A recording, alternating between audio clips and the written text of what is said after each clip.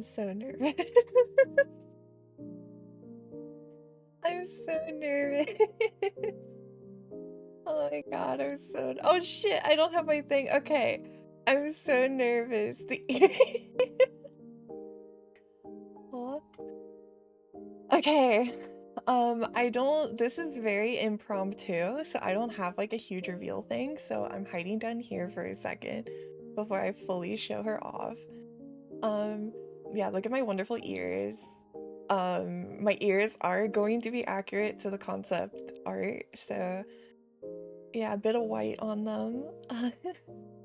I'm so nervous. I randomly decided to do this, and so I was like, fuck it. The new toggle immediately. Oh, I have to activate some of my redeems. I totally forgot to do that. Hold on. I'll do that after, because hopefully it should still adjust even if I turn them on midstream. I guess, should I just rip the band-aid off and I'm a little nervous because she looks so different, but I still love her. Like, she looks so different, but I'm so happy with her, and I think she'll be a great blend once you guys eventually see the art of what I want. So I'm just gonna do it, but I hope you end up loving her because I love her. As mentioned in the title, I'm using the new PRISM model, but I'm gonna rip the band-aid off and, hi! Oh my god! Like, Chrissy, you scared me with Joseph immediately. Hi! She's amazing. Thank you! Thank you! I'm so happy with how she's turned out. I'm still working on the tracking a bit because with a new model you have to redo your tracking. So my tracking, I have to edit it a little bit still, but I think I got it as good as I could. That's why I'm a bit late, truthfully. That's why I'm a bit late, is because I was doing that. Perfect. Thank you. Thank you. Yeah, I have teeth. I have actual teeth now. I have proper teeth. Bangs, yeah. Um, I'm so happy. The hair, yeah, I love the hair. I will say a little teaser. In my concept, I have similar to my 1.0 where I have a big ponytail in the back, but I thought a good way to like blend that for this one was to do like twin tails, because then I could have more bows. Because basically I was bow maxing with this outfit, if you can't tell. If there was an option to slap a bow on something, I did. We were bow maxing. Of a blonde werewolf character in a book series I read based. I don't have my tail with me, unfortunately, but it just imagine I just shoved it in the back of my dress, which I will show. I will show my dress. I just shoved it in the back. Don't worry about it. But my tail is similar. It's my hair color. It's very fluffy, and similar to the ears, it is white at the end. Yeah, I just don't have it on me right now. Don't worry about it. I taped it behind me, actually. But thank you. And I also want to say a special shout out to Aki, because Aki got me this as a Christmas present. So truthfully, thank you, Aki. This was a gift from him. So thank you. My bestie allowed me to be able to do this, so I have to give a shout out to him. Goated Aki, yeah, I mean, I've known the stinker for like 4 or 5 years at this point, so. I guess I should show the full outfit. I'm quite proud of it. I was actually waiting to potentially do later this week, but because they are releasing an update for it that actually adds a new hairstyle, I think is quite cute too. But truthfully, I just didn't feel like waiting anymore. Because like, I absolutely love my other model. I do. And I still plan to use her at times. But but my other model feels a little naked in comparison because I just threw so much shit on this. So I've been like desperately like resisting the urge to use her for like a week now. So I was like, you know what, fuck it, we're just doing it. I'm just pulling her out. We're using her. She will sort of serve as bridging the gap between my first and future design. I'm mostly proud of here. To be fair, I've never had that much clothing to begin with. Yeah. I am really proud of how her face turned out because I tried really hard to make her face as accurate to the concept art as I could. So you guys seeing her face now is like a pretty tell sign for what it'll look like eventually. The eyes in particular, I worked really hard on. I'm not joking. The beauty work on the eyes, everything is so good. Yeah, here. The eyes are so pretty. The makeup too. I'll do a little close up so you can see the makeup in the eyes. They're so pretty. I also got eye bags. I'm able to have eye bags now. That makes me so happy. I love having actual eye bags. It's great. Fun fact, I'll tell you this. I quite literally in my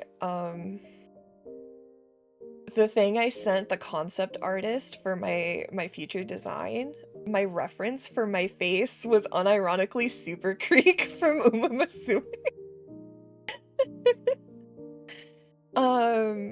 The very like downturned eyes, kind of older face, that I unironically used Super Creek as my facial reference with the artist. So I think she looks so cute. I'm so happy, and I love when her eyes get kind of like that, like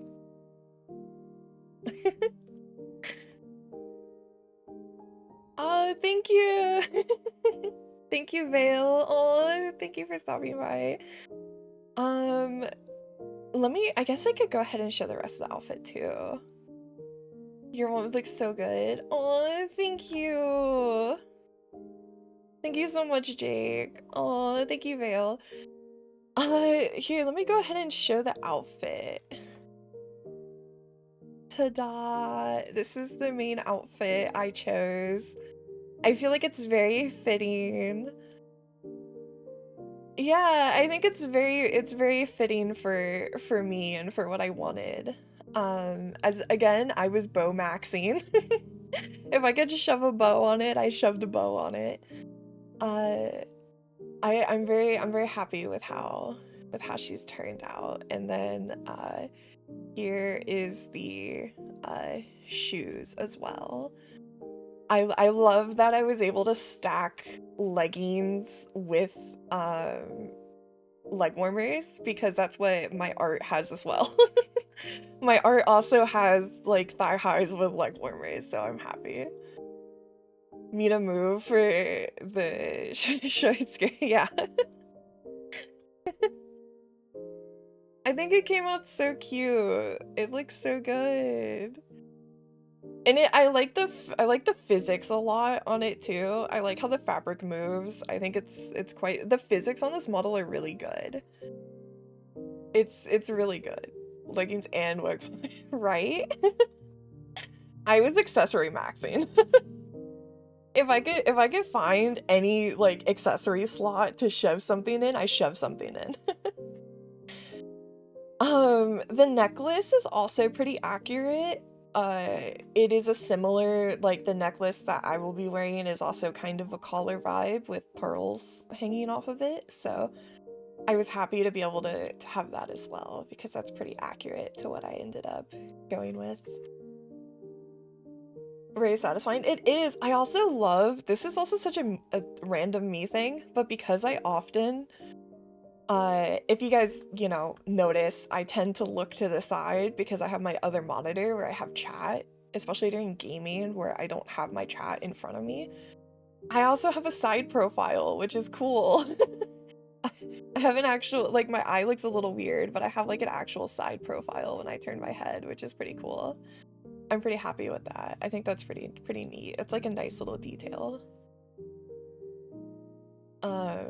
Yeah, it's immersive turning, yeah. Like I mentioned, I'm very happy with her. I'm still working out some of the tracking, but that's because also I'm particularly difficult to do model tracking for, because I tend to, when I talk, I just have my mouth in like a permanent smile position and I just talk. I don't really like enunciate and move my mouth a lot. So it's kind of, it can be a little hard for tracking to pick it up, and so it just registers that I'm smiling instead of talking. So it took me like 30 minutes of like trying to get it to the state that it's at. Because otherwise I kind of look like I'm just cheesing it at my screen essentially when I talk. But I think I kind of worked out a mix of a blend that makes her look like she smiles when she talks, so I feel like that's quite accurate. Also, I have to mention this because it's really funny to me. I did make some last minute adjustments to her before stream also.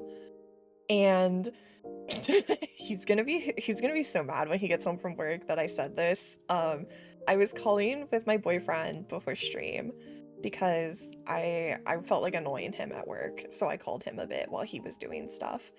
And I was sending him pictures of my model to be like, oh, what do you think? Is it good? Do you think it's ready? And this man told me, basically verbatim, the chest isn't accurate enough and that I needed to crank it a little bit.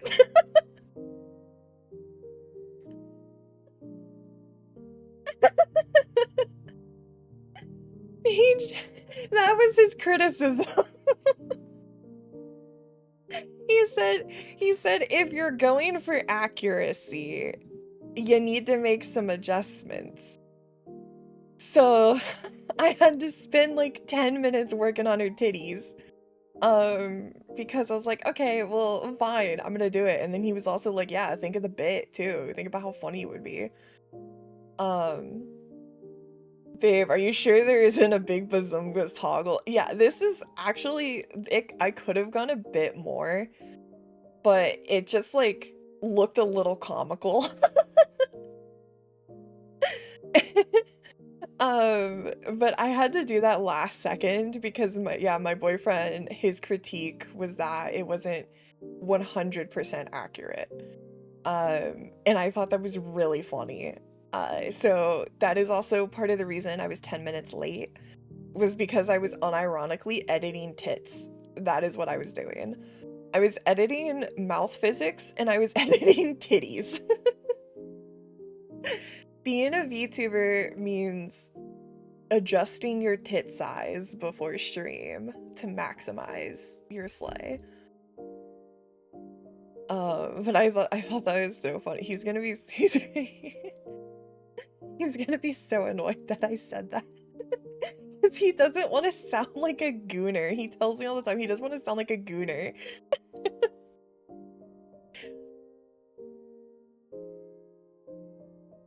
Also, let me go ahead and see if I can turn on my other redeems that I had turned off because oh, hi Aki. I had turned them off because I didn't have them set to my other model. But I have them set to this model, so hopefully it'll activate, like, it'll work on stream. I don't know if it will. I hope so. I meant to do it before stream, but I'm stupid. So that's kind of just a me issue.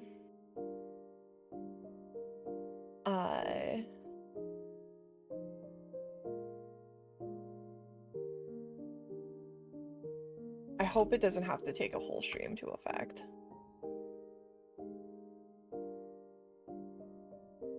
Because that would be so sad. I wonder if male VTubers do the same with chest size and bulge size. I know Aki's like maximizes his pec size when he got his model. Aki had to ensure his model had the biggest pec size it could. That wasn't like actual boobs. So, I mean, kind of. I don't know about bulges though. That's really funny, the thought though. Being a male VTuber in like bulge maxing is pretty hilarious. With bulges bigger than Mina's chest. That's so funny. That's awesome. Okay, I reactivated them. I don't know if they're going to go through or not midstream, but I did add some little things. Depends on the community you're going for. True. True. Because there's also a difference between like pec sliders and like those kind of pec sliders. You know, like are you trying to get the Bara community, or are you trying to just have like an athletic build? You know, are you gonna be built like Jenkin? Are you gonna be built like him and be a fucking unit of a dude? I say that because I love him. He's great. Are you gonna be built like a fridge, like Grandpa Almontes? The yaoi community going. Because clearly they needed to be bigger. Yeah.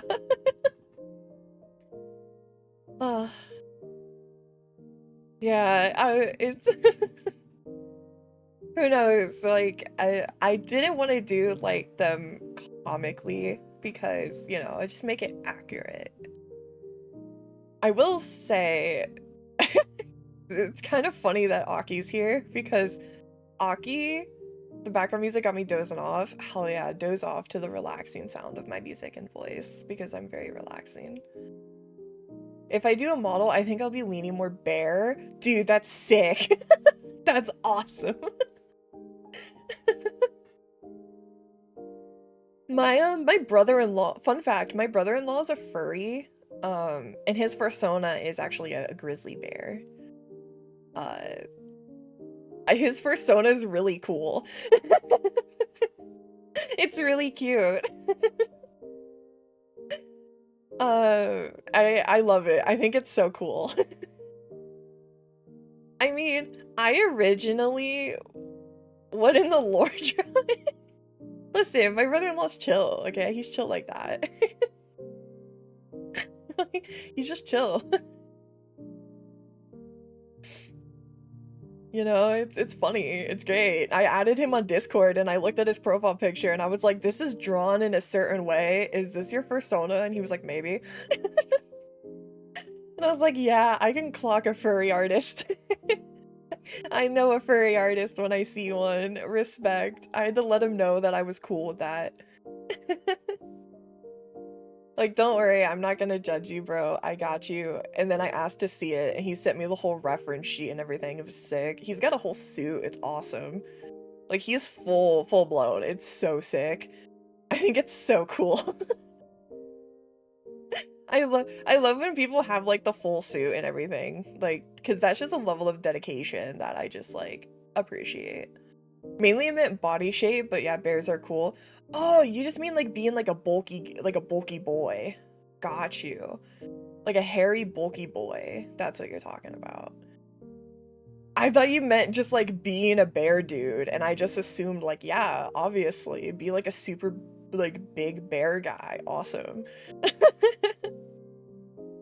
No, that's cool though. That's cool though. I respect all fun. I mean, I originally wasn't going to do like cat girl shit, but I couldn't resist the voices in my head. I also originally wasn't going to go for making her on the bigger side because I just was like, it's not really the norm in VTubing, you know? So I didn't know if I really wanted to like deal with the onslaught that comes with that kind of shit. But now I'm like, I don't care. I will say, Aki has seen, so there's two people that have seen some stuff for my art, and it's Aki and my boyfriend. Um they have both confirmed that that the model is quote thick. So I'm pretty proud that that point came across, because I didn't want her to be like a petite little thing, you know? Like, no shade to the girlies that aren't, but especially for like cat girls, I feel like that's kind of the standard. And nah, nah. There's a Catboy common writer going on in one of the RPG discords. I get it. That's sick. That's awesome. Don't ask Slime what I was doing back in 2018. Hell yeah. Nah, I'm very happy. I will say I got some updates on the art. It looks beautiful so far. They're making some adjustments. It looks great.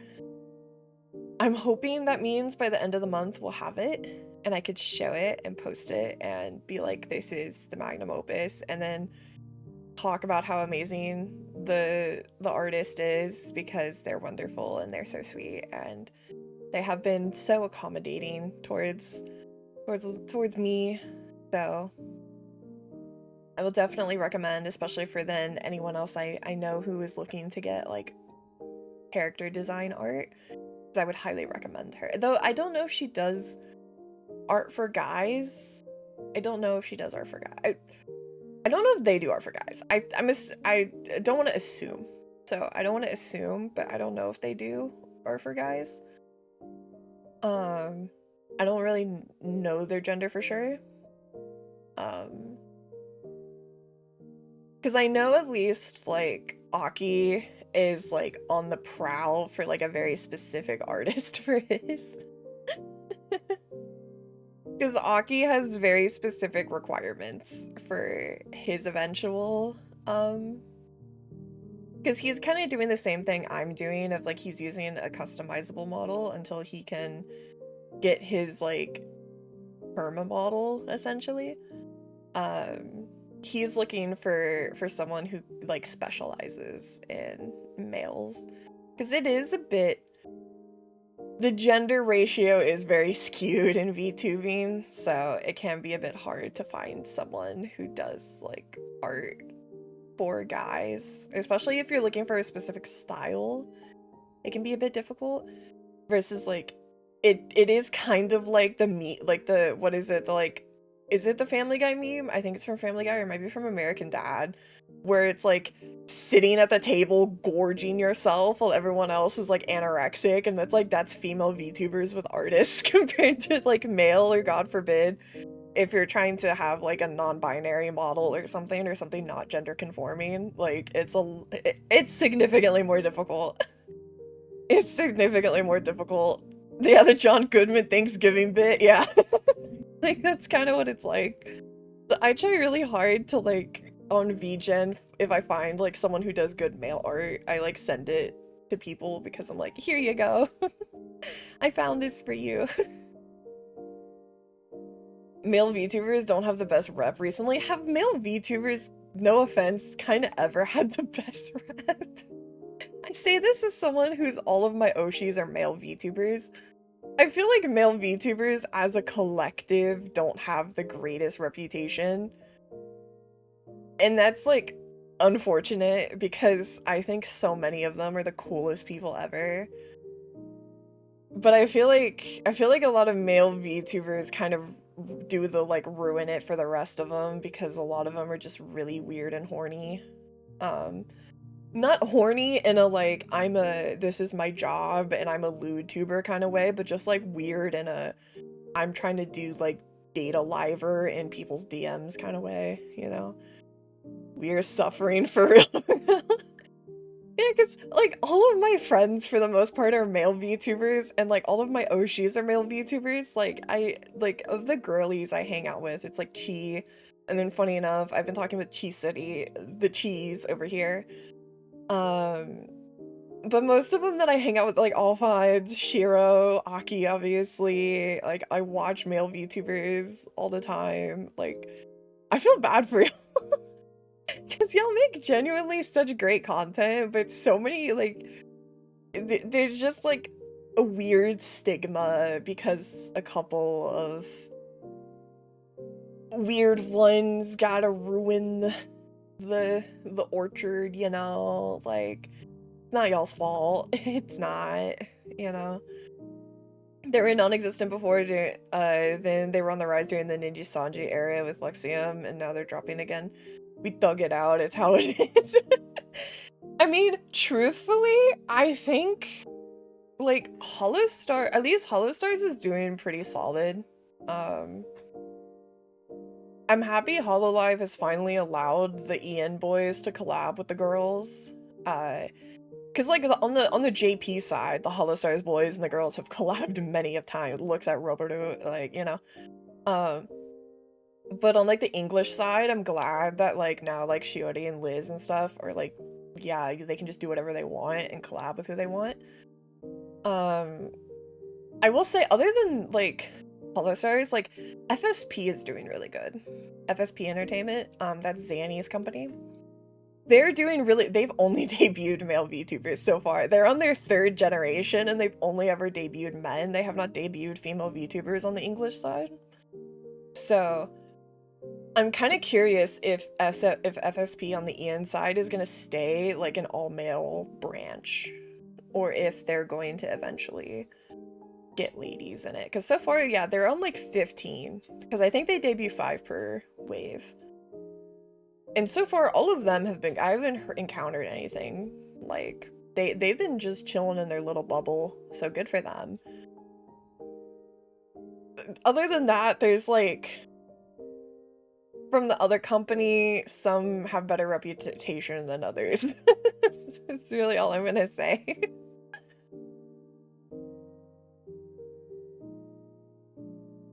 There's a few good indies though. I will say, I feel like male indies kind of shine in a way that female indies don't. Is that a weird take? I feel like there's more well-known, like, male indies than there are female indies. I feel like when you think of female indies, you think of, like, you think of, like, the same 5 people, versus I feel like there's a lot more, like, popular to, like, mid-popular guys than there are girls. I feel like girls definitely have it easier on the corpo side. But I think male indies tend to have a lot more dedicated fan bases and have a bit easier of a time because, yeah, they just have more dedicated fan bases, I think, compared to female indies who, you know, people's fan base changes with, you know, someone new and more interesting debuts, and that's totally fine. That's how shit happens, you know?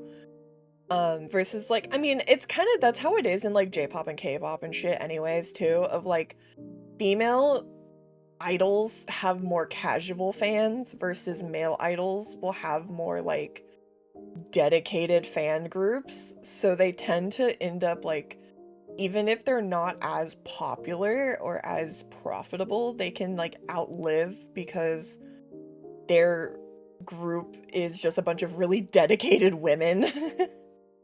You know, as opposed to more of like a general public kind of vibe. I feel like I kind of noticed that phenomenon in VTubing of like, as someone who likes K-pop, you know, a lot of girl groups are really popular with the general public, but their fan bases aren't as core strong as like a mid-tier boy group, you know?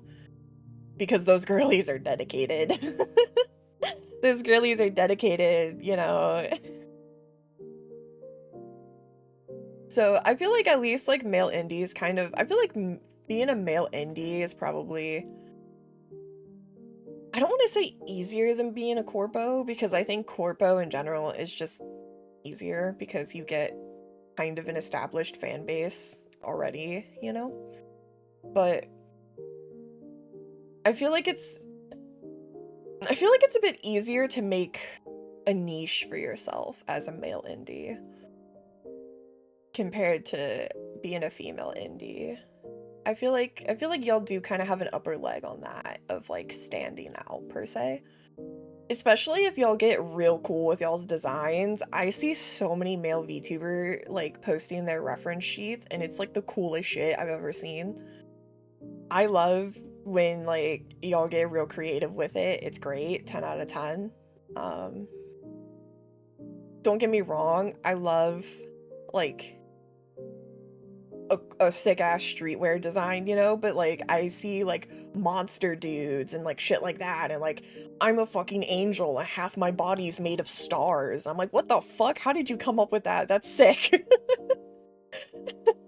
How did you even come up with that? You know?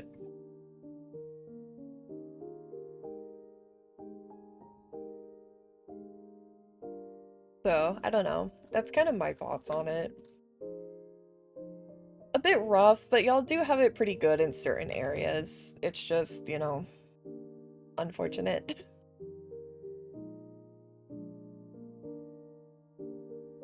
Then there's the whimsical ass following 3 non-binary clown VTubers. That's so based, though, as you should. Just read copious amounts of Chinese manhwa and play D&D, apparently. To be fair, okay, I gotta say this. Why the fuck does every male VTuber play D&D? like, I swear to God, it feels like every male indie VTuber plays D&D. Which is crazy, because, like, don't call this- I guess it's like, yeah, you're more likely to roleplay as a character on the internet because you do roleplay, you know? But, like, I just notice it when I see, like, people posting collab sheets and every guy has D&D on it. And then because, like, as a girl, it was so fucking hard to find girlies to play D&D with me. It was so hard. Like, I had to basically, like, prep myself for, like, the sales pitch of a lifetime to do it.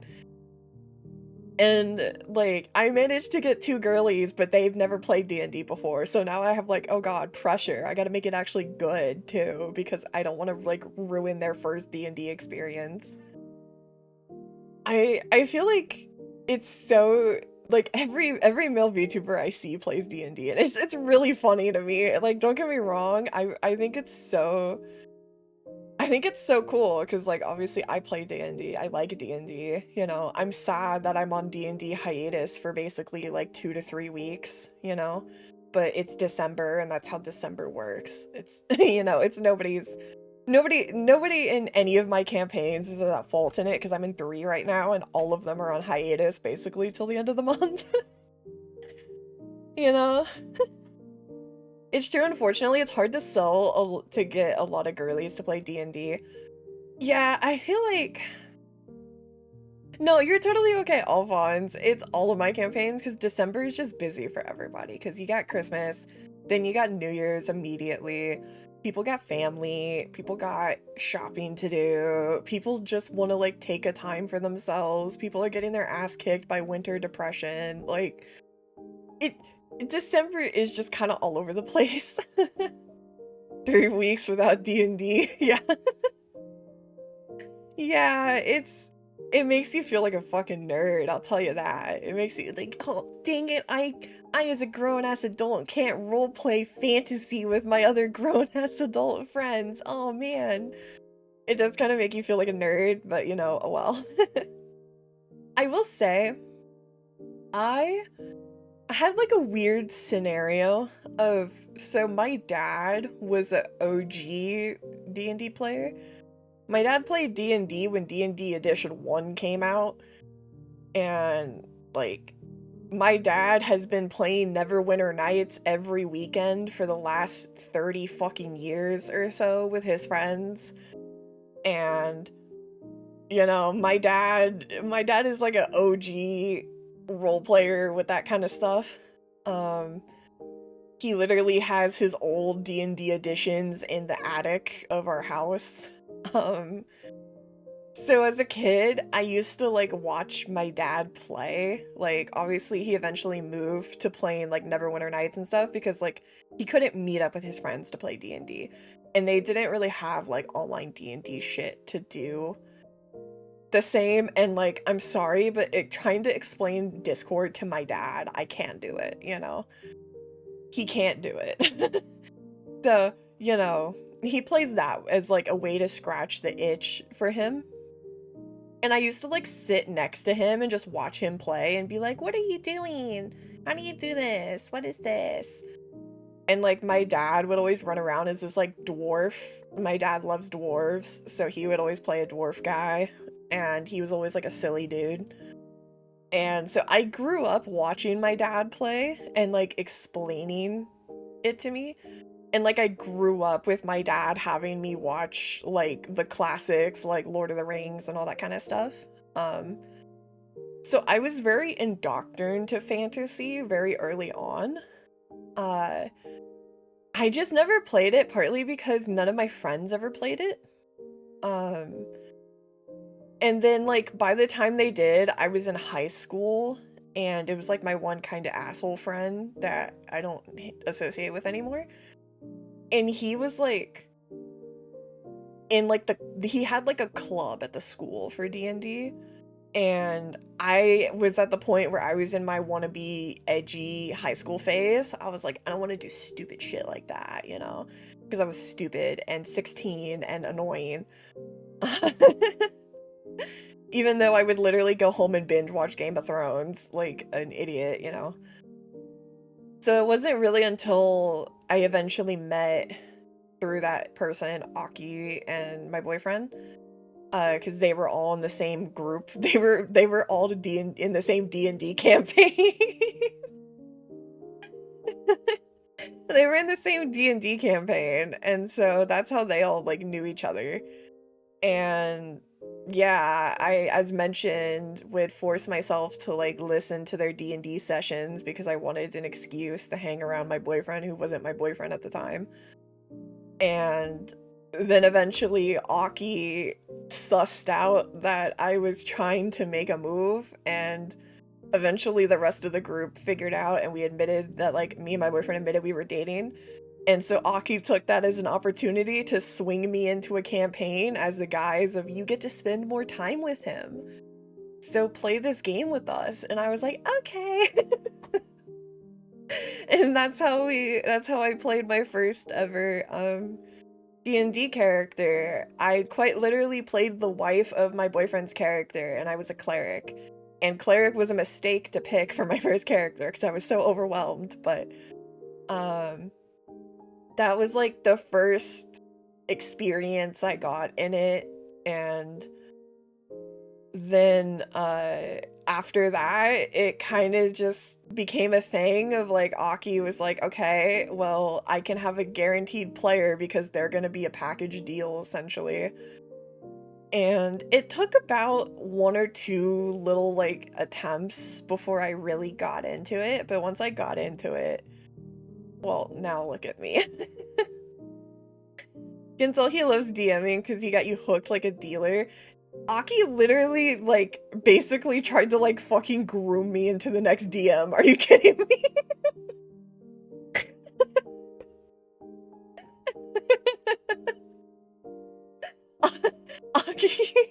Aki basically took any chance he could get to lay the seeds to try to get me to start my own campaign so he has a reason to be a player. Aki was like, literally like, I am going to give you the curse of being a DM. If someone gives me the chance to induct them into D&D, I'm taking them. Watch how you word. It's funnier to say it that way. It's funnier to say it that way. Yeah, that's how you get your your allegation. No, Aki is really chill, but it is funny that he does like Aki unironically is acting like the fucking advisor to Gondor, like coming up to me and being like, yes, you should run a campaign, actually, and I should be your first player. Mwahaha. Like,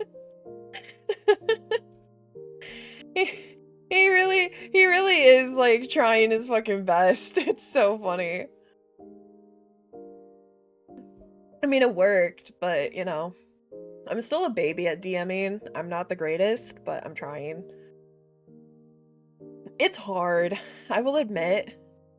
I will also admit, from my limited experience, I do think being a player is more enjoyable for me than being a DM. I still like DMing, but I definitely do think being a player is better, and I get why forever DMs start kind of going crazy. But even if I prefer being a player, I will still try to do like some light DMing to give my bestie chances to be a player.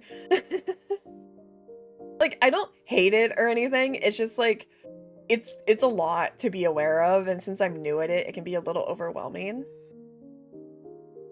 But I'm willing to do it to give a chance for my bestie to get to play and tell my stupid little romance stories, because that's a way to ensure that it's a romance heavy campaign.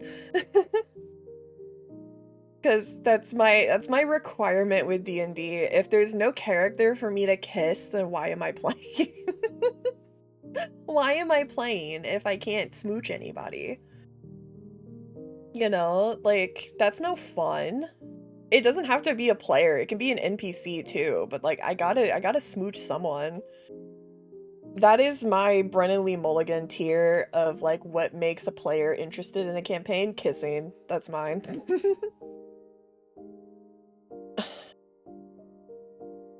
Aki knows quite literally if he can design an NPC for me, specifically min-maxing my type, he can hook me into any campaign, and he has done it.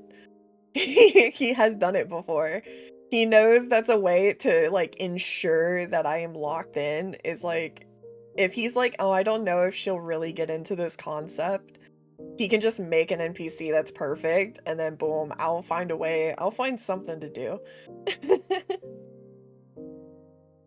I'm grateful for the Castlevania campaign to be a player. I am too. I will say, I have played, how many, oh my god, you know what, I'm gonna count, hold on, how many Aki campaigns have I played in? 1, 2, 3, 4. At least 4. I've done at least 4. A lot of them had to end early because of like player disappearances, you know? But I've played, actually 5. Because I'm in 1 right now. I've played in 5 of Aki's campaigns. I will say, as someone who is also over like the span of 2 or 3 years played in 5 of Aki's campaigns, I think Castlevania is definitely like a huge step for him and his campaigns. I think he has done amazing work with Castlevania. I am really proud of him. Not to sound mushy, but like, I'm very proud of him. He has done amazing work with it. It has been great. I know he's had to make quite a bit of changes to his normal. He's been great. It's probably been the most fun I've had in a D&D campaign ever. I definitely think it's like a great milestone for him, and it makes me excited to see what he's gonna cook up for his next campaigns. Because I think he's like, I've watched him like get better and better since I first started playing, and he was DMing even before I got into his campaigns. But Castlevania definitely feels kind of like a milestone of like achievement for just like, I think also this has been a good chance of like a campaign where he gets to lean into like darker themes. because normally he only ever got to really do a lot of that I saw, at least, when it came to like big bad evil guy. And a lot of the campaigns, unfortunately, due to like player issues, not like bad players, but just like scheduling, never got far enough to really interact enough with big bad evil guy. I feel like this has been a chance for him to get to explore like themes and like darker characters that normally he wouldn't kind of get with. And I think it's been really cool, and it's been like a really cool opportunity for him to get practice with that. And I think he's been doing great at that. Like I think the Lucian situation was probably like the pinnacle of shit he's done in like D&D in terms of like story and everything. That shit was so good. That was so good. Like the whole Lucian situation was 10 out of 10. He did phenomenal with that, and I'm really proud of him. I think it'll definitely open, like, even as someone who, I'm in a personal thing he does with some other people offline, I can even see like the difference in, I feel like, I guess, confidence in playing a lot more like villainous than I did before. And I think it's really cool. It makes me really happy. It makes me really happy that he got the chance to do that, because normally, unless it was big bad evil guy, not as much, you know.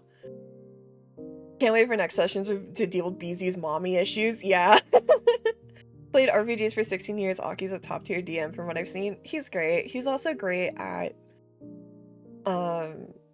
taking into like what you want to do.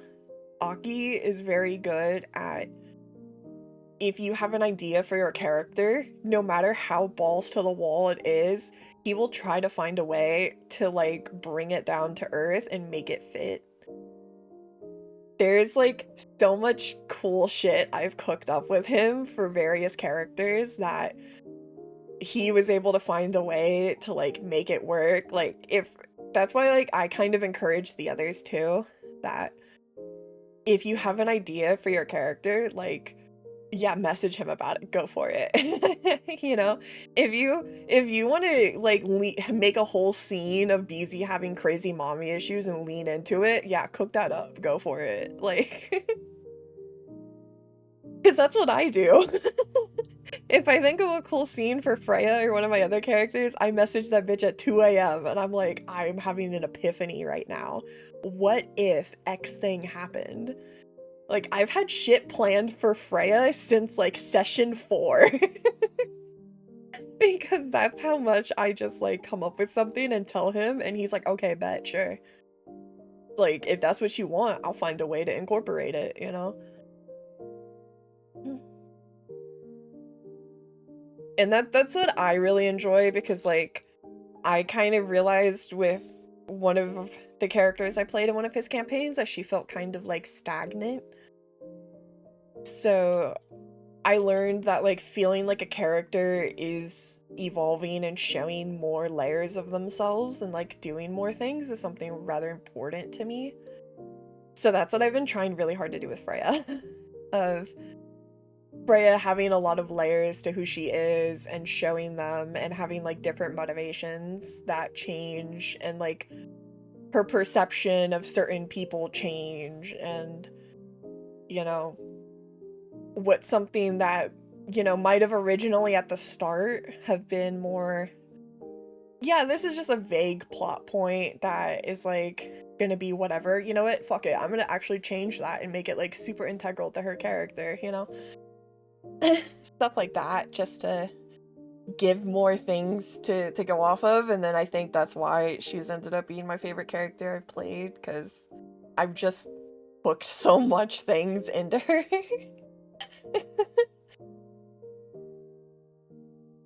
I have come up with so many random ideas that I was like, you know what, this will be cool, I'm gonna do it.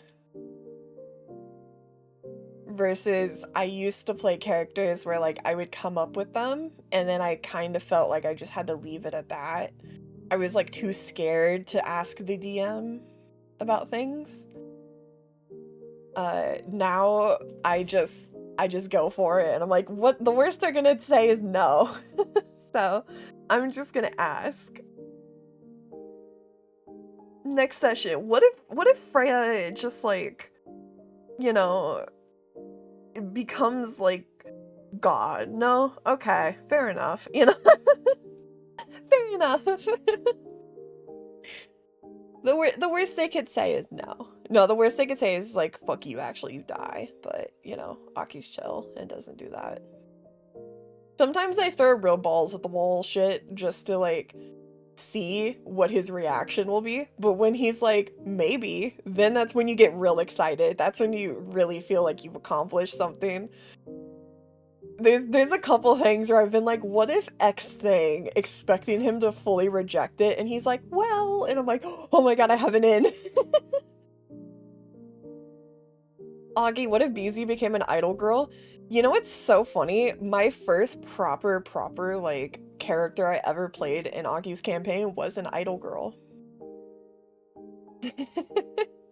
It's really funny that you say that because I played an idol girl in Aki's campaign, and quite literally I went to him and said, I want to be a bard. Can I be a K-pop idol? And he went, you know what? Fuck it. Sure, you can be a K-pop idol. Definitely depends on the DM, but a good DM commendates their players. I think too, it's good because it makes me feel a bit more, I'm trying to think of how to describe it,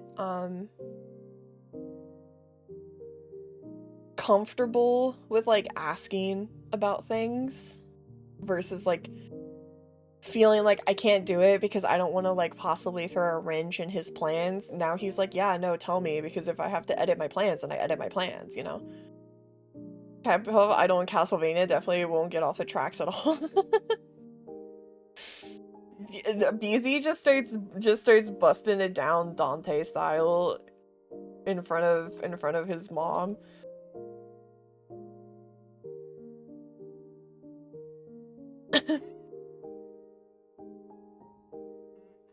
Yeah, I'm so excited. I'm really, and it's also been interesting like streaming a campaign because I've never been in a streamed campaign before. So it's really interesting having people who like aren't in the campaign who have their own thoughts about the campaign. Because I've never had that before, really, outside of like me telling my dad about the D&D campaigns I play in and him being like, that's so, you kids are crazy, you know? Like, it's also just a different experience having like people who have thoughts on your character that aren't you. It's like, oh my god, my character's being perceived by others. That's crazy. But it's been really interesting. I don't know if I ever streamed a campaign I did, it would take a long time because I'm still so new at DMing that like first I want to get comfortable DMing before I ever try to like stream it. But for now, like being in a streamed campaign, as long as it's with people that I'm cool with, like I think it's chill, you know? I've never once told my parents about my D&D stuff. They would absolutely not understand a thing. My mom doesn't understand it. My dad does. My dad's like super excited that I play. My mom doesn't my mom thinks it's stupid. My mom, she doesn't understand it. She thinks it's dumb to do. But she's like, whatever, it's their thing. But she does not understand it whatsoever.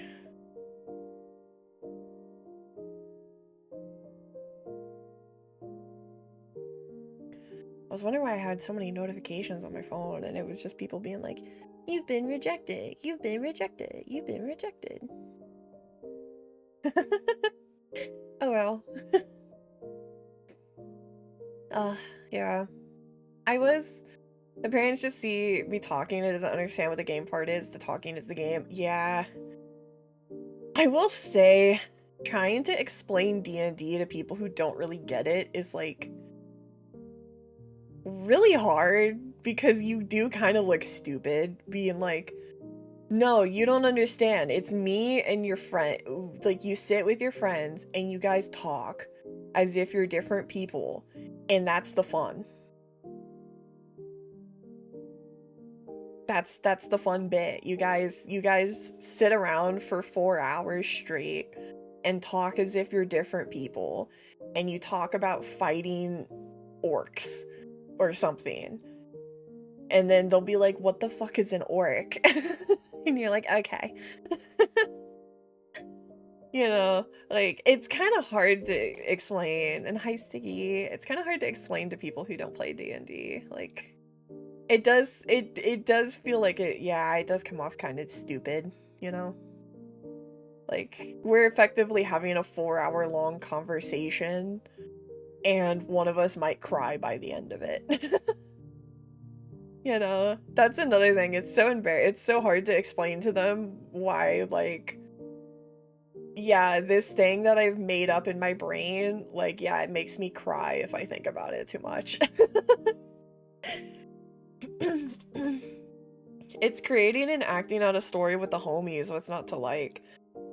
I think some people just genuinely have a hard time imagining. Like, truthfully. I think some people just can't, like, imagine very well. I was the kid that was always playing around and imagining things, so it's not as difficult. Once I got past the nervousness of doing it with other people, I was fine. You know? Because, like, it is a bit nerve-wracking if you've never done it with other people to do it with people for the first time, because you're like, what if this is kind of stupid, like, trying to act out stuff. But once I got the hang of it, like, it's easy now. So, like, I create a world and run it, but don't actually play anything. Yeah. I just move chess pieces around and spook my players. I mean, then again, okay. Let me think of how to talk about this in the most respectful way. I'm not gonna mention who it's about, because I feel like if you know what conversation I'm about to bring up, you know who I'm talking about. I'm not gonna mention the creator because I just don't want to deal with more people potentially disrespecting the creator. There's been the whole situation going on about a new indie VTuber debuted, and people are familiar with potentially their past life, and a lot of, like, people who aren't into VTubing are like, I don't understand this VTuber thing. Why am I not allowed to call them by their other username or something, potentially? And, like, seeing that tweet get like 50,000 likes of people being like, I don't understand why I'm supposed to call them by a new username or something, was kind of crazy to me. Maybe because it's like, not even just because I am a VTuber, but because, like, I play D&D and stuff. I'm like, do you guys genuinely not understand the concept of, like, role-playing a character? Like, is it actually that hard to comprehend that, like, this person is playing a character, you should call them by their character name while they're playing that character? Apparently, for a lot of people, that's, like, something they just cannot fucking compute in their brain. People are just being stupid. Yeah, it's like, I saw this same kind of, it's like watching, it's like the fact that, like, you don't call him, you know, when he's wrestling, it's The Rock, you know? Like, you don't call, it's like a drag queen. It'd be fucked to call them by their government name while they're drag. Exactly, like, that's Trixie Mattel. That's Trixie. Okay? That's Katya. I'm not gonna say, you know, like, it doesn't matter if you might know their actual, because obviously some people are more secret about it than others. But it's just weird, you know? It's like going up to a wrestler while they're on stage and then being like, hey, Daniel, or something. Like, it's like, what the fuck? You know, like, They're playing a character right now. Like, can you not? It's also just weird to me because it's like, do you not call your friends by their usernames? Like, even if you might know their real name? Because I have certain friends where I know their real name. I don't call them their real name, even if I know it. I call them by their username. Because that's what they use online. Or like, even for example, I had an Xbox account hacked and they changed my username to a different name I got stuck with, and when I finally got it changed, I didn't want to be called that anymore, you know? Exactly. Like, I don't know. Like I said, it would be weird if I messaged one of my friends with their actual name. Like, just because I know it doesn't mean I should call them by that if that's not what they want to be called by. Like, do I have some friends who are like, oh, you know my actual name, you can use it? Yeah, but like, other than that, it's like, just because you know it doesn't mean you have to use it, you know? It feels really, like, entitled to me. Like, I'm entitled to call you whatever the fuck I want, you know?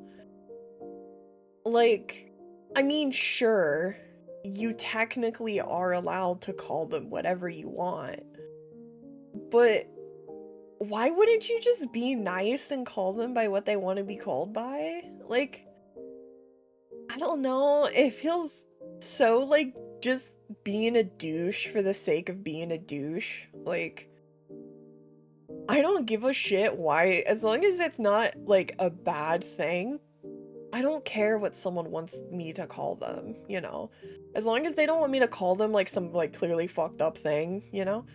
Like, if you want to randomly change your name on a Sunday, like, okay, sure, I don't give a shit. You know? I know it's gonna be controversial, but it's just the same as dead naming a trans person, isn't it? It does feel like it's obviously not the same because it's not like the identity per se, but it's like the same general principle of just like, why are you being a contrarian for the sake of being a contrarian though? Like, just call the person what they want to be called. Like, it doesn't matter if you think it's stupid ultimately. Like, who cares? You know? Like, you think it's dumb? Okay. Not everything's about you. I feel like that's the biggest problem people have nowadays, is like everything has to be about them and their feelings. And like, I think X thing is dumb. Therefore, like, X thing should accommodate me and my feelings, when it's like, okay, but this isn't about you. Like, it's not about you. You can sit down. If you don't care, if it's that big of a like an annoyance for you, then this just isn't for you, and that's fine. Like, don't be annoying about it. Whatever do you mean, Queen Elizabeth I of England, Buckingham Palace, London, United Kingdom? No, I get it. It's fucked up. It's strange that most people don't have the idea of maybe it's not just roleplay, but also security. Exactly. Like, it's also could be a security thing. It could also just, like, truthfully, for a lot of people that are, like, re-established under other things, it's also truthfully a fandom cleanse. I'm gonna be so real. For a lot of creators who go to other personas, a lot of it is also fandom cleansing, because they might not like every aspect of their previous community. And like, I'm sure X individual is happy that there's a lot of people who are like, yeah, this is stupid, I'm leaving, because clearly that's not what they want, you know? I just feel bad because it's such a minor thing, and seeing so many people acting as if it's like you're having a gun held to your head of like, this is the stupidest shit ever. It's so, like, dang, you can't do basic accommodation for other people. Like, it's not that hard. You can't suspend your like, it, I don't know, Whiplash from the new model. Hi, Slime. Yes. I know, she's so different. It's just like you can't, it doesn't matter. I think it's also funny because like, and again, obviously I'm not gonna say their username because I don't want more people to, you know, but we all know who I'm talking about if you know the conversation. Like, it's kind of like the same thing with like corporate VTubers because a lot of corporate VTubers had pre-existing accounts. A lot of people know who they are. You don't bring it up. You just go, oh, that's cool, and that's it. I don't understand this like obsession that like newer VTuber fans have with like bringing up other personas nonstop. It's kind of weird to me. Just the influx of new VTuber fans who don't understand the concept of like past lives and shit like that, you know?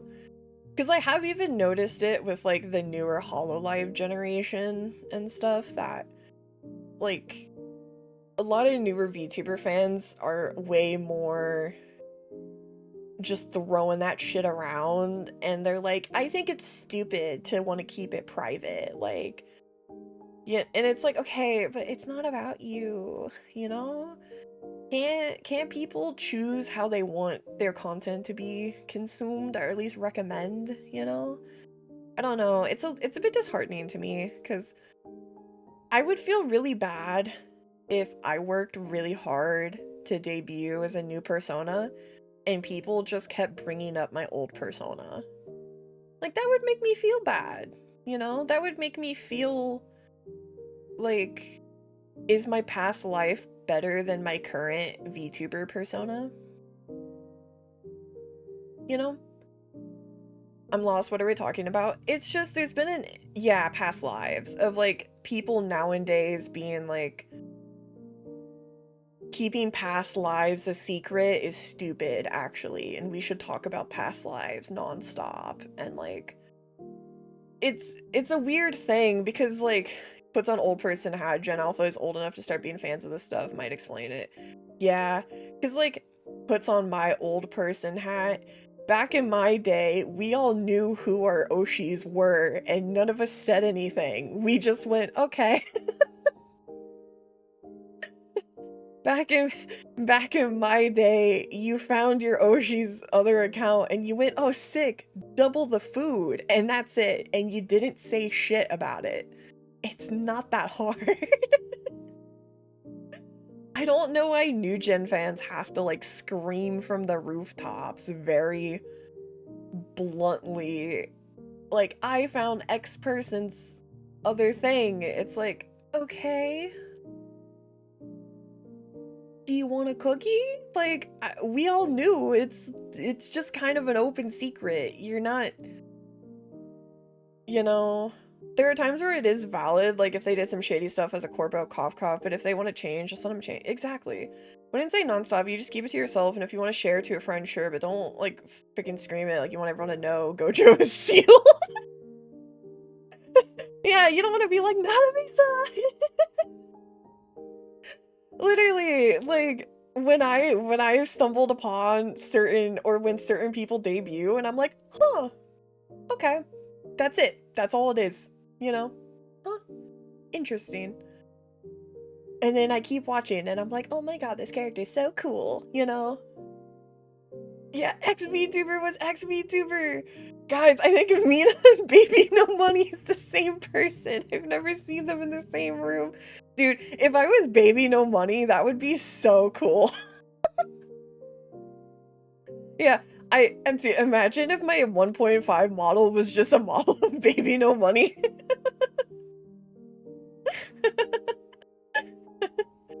Yeah, I actually quit music to be a Gatta streamer on the internet.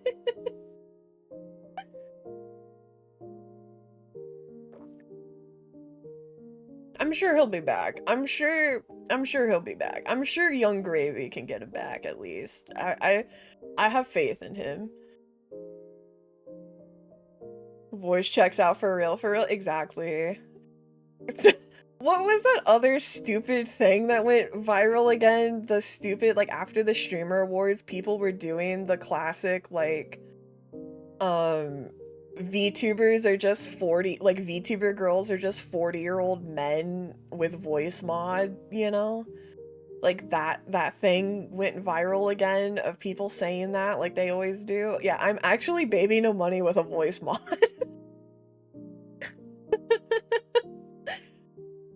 Hydrate? Okay. Or AI robot. Yeah, we're all AI and we're all Baby No Money. He is every female VTuber actually. He just has a different button for each one.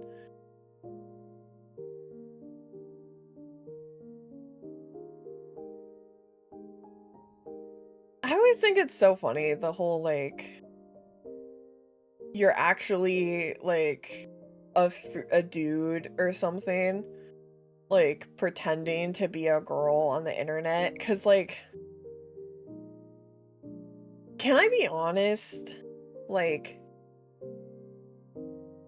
I don't know. I feel like if I could, like, I would have done good just being like a dude who did like a dude VTuber who does like some like lewd adjacent teasy haha hey baby girl style content. I feel like if I was a guy, I could have thrived doing that.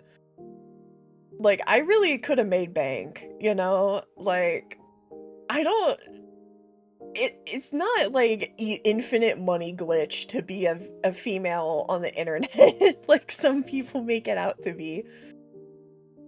Girls are pretty. Girls are pretty. I don't know. It's just funny to me. It's funny when Tatsuki Fujimoto did it. Yeah, it's just like, I feel like too, a lot of it is like, it's not even about the voice, it's just like there's certain acts and like experiences that I feel like are just very telling. You know, and also it's like, dude, there are VTubers who are openly dudes using female models. Fucking look at Joel. Like, you know? Like, you could just do that, and they do openly. Looks at Joel. Like, he uses a female model. Like, Joel's a man, damn it. That's it. That's what makes it good. Is Joel's whatever you want to be. The dress stays on, Joel. Like, you know, it's like, who cares? Who cares? Like, who cares? Kind of like the other thing, too, of like,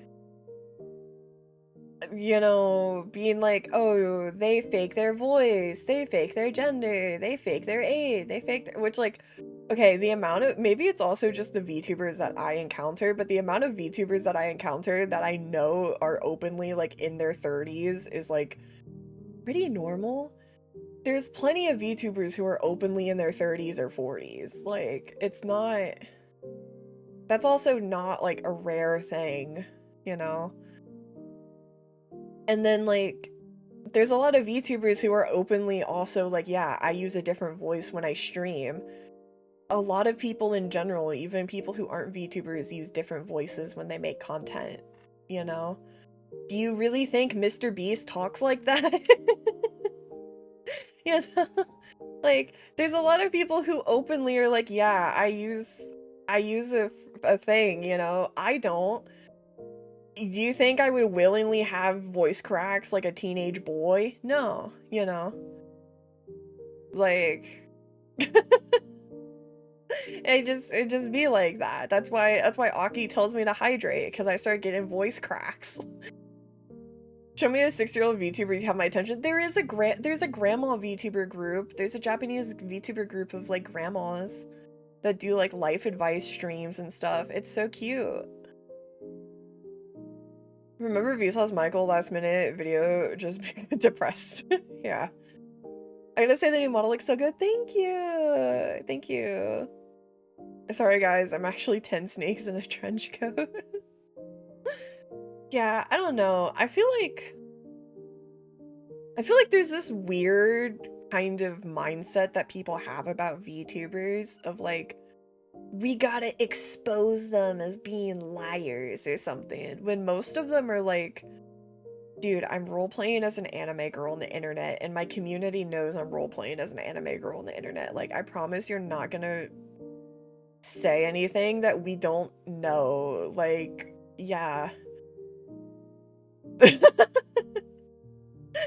it it's part of the role play, bud. I don't know what to tell you, you know? Or dude, I am shy as fuck. Let me hide behind this anime girl. Literally. Man, I'm sad. I can't pet my dog much now because he dislocated my knee. Oh, I am so sorry, Slime. Oh, I am so sorry. Hold on, forget. I didn't say I dislocated my knee on the server. Yeah. A fucking roller coaster of emotions. Yeah, I am so sorry, Slime. Jesus. Did he drag you too hard when you walked or something? Or did he like run into you? Because I know he's like a bigger dog, isn't he? Yeah, I don't know. It's like that, and then like again, people were doing the like, oh, you're a VTuber because you're ugly or something. And I'm like, why can't I just like being an anime girl on the internet, you know? Why can't I just be like, I think this looks pretty? And I can't be a fucking cat girl in real life, you know? Like, it doesn't have to be a conspiracy. Not everything has to be a conspiracy.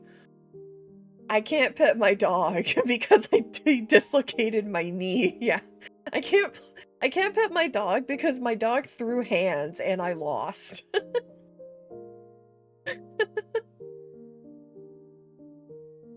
No, to be fair, I was in the Discord trying to make sure that Gringo wasn't on fucking suicide watch after the WWE event over the weekend, so. And why would it be so bad if someone thought they were ugly? Body dysmorphia is no joke. Literally, like, I'm just like, who cares, you know? But then again, like, I watch VTubers because I don't give a shit, but most content creators, a lot of them I watch, don't even show their faces. Like, why do I care? I don't care. You know, they could look like whatever. I watch them because they're funny, not because I'm, like, I have some, like, weird desire for them. I got home from the mall with my dad and he was trying to get into the house and I tried to block him and he forced his way through and my right leg just fucking disjointed. I screamed so hard holding onto the door, relocated my knee though my dad lifted me up. Jesus Christ! Your dog wanted in that fucking house. Oh my god. I am so sorry. That's so fucking painful sounding. Jesus. Just Sims 2 model of a dog suddenly standing up on his legs and slamming down on like yesterday's trash bag. Yeah, I'm just imagining Slime, just Tom and Jerry screaming as the dog runs by. Oh, it's so unfortunate. I am so sorry, Slime. Oh no. Oh, that's so unfortunate. I have tried something like that. I did the same with a bag of hay, and my friend was just standing there dumb while I tried to fall backwards. He came to me though and licked my knee after when I got home from the hospital. Yeah, Doggy didn't mean to do it, but he needs to chill a little bit. Imagining now I'm imagining Tom screaming Slime's voice. I saw my bone disjoint. That's disgusting. Oh my, I am so sorry. That freaks me out. Seeing bone like in the incorrect position through skin is like one of the things that makes me want to like crawl into myself. I am so sorry. That is so, oh my god. I am so sorry. Jeez, dude. Doggy, what the fuck, man? You did not need to do all that. Oh my lord.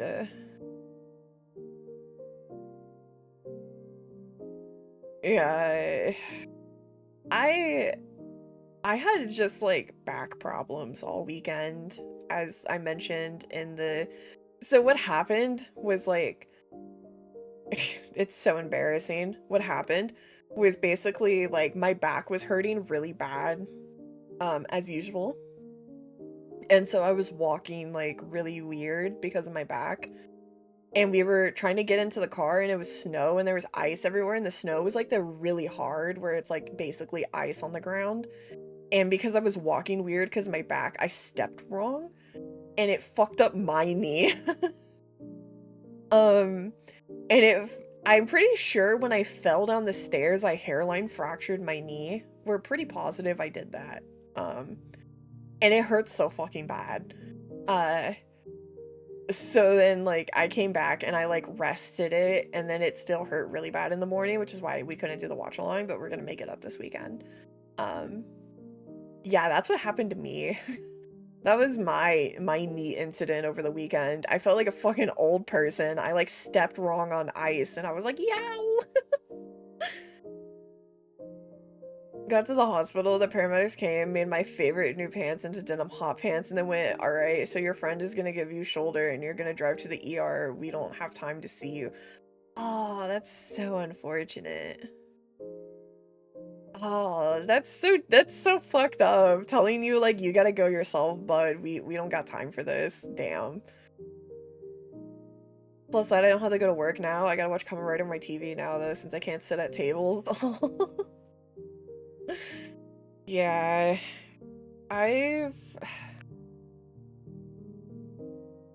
Oh, my package got delivered.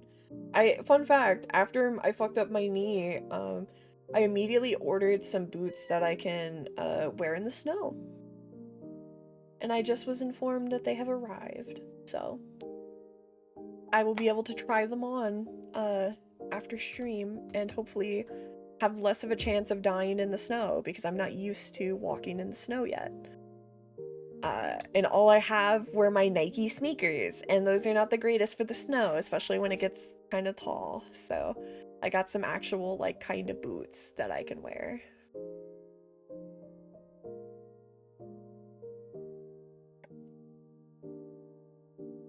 Sort of like a Christmas gift for myself that I got because my mom gave me a couple, she gave me like $50 to do Christmas shopping, and I had already done my Christmas shopping, so I was like, you know what, fuck it, I'm buying snow boots because I need snow boots so I don't die. I bought myself an Xmas gift today as well. Hell yeah, Stiggy, as you should.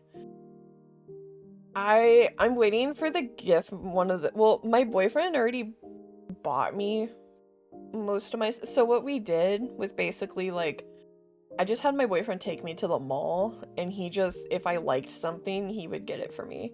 And that's kind of what we did for Christmas, pretty much.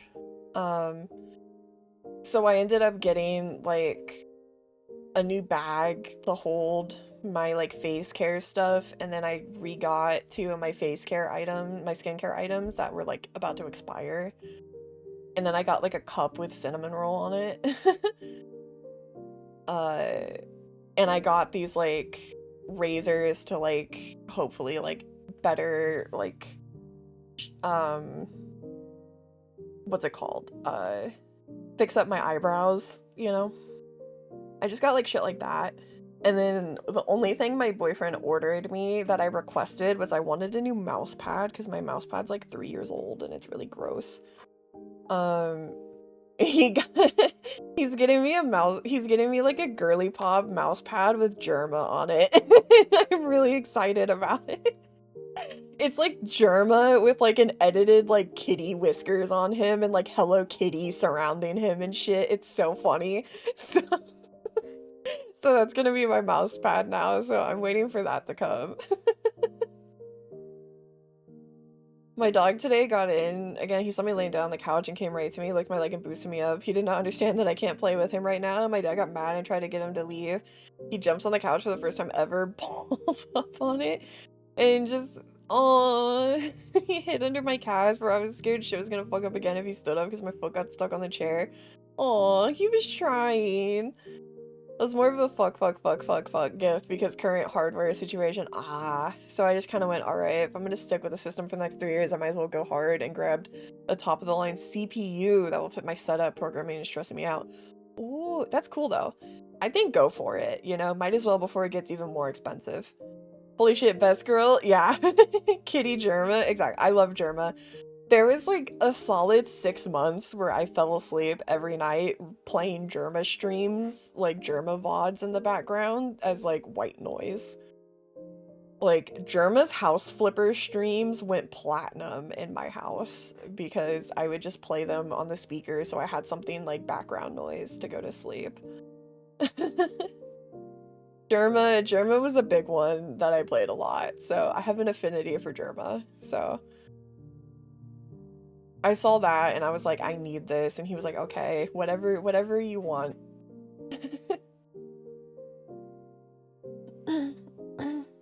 Germa literally got me into Hatsune Miku. Happy birthday, Miku!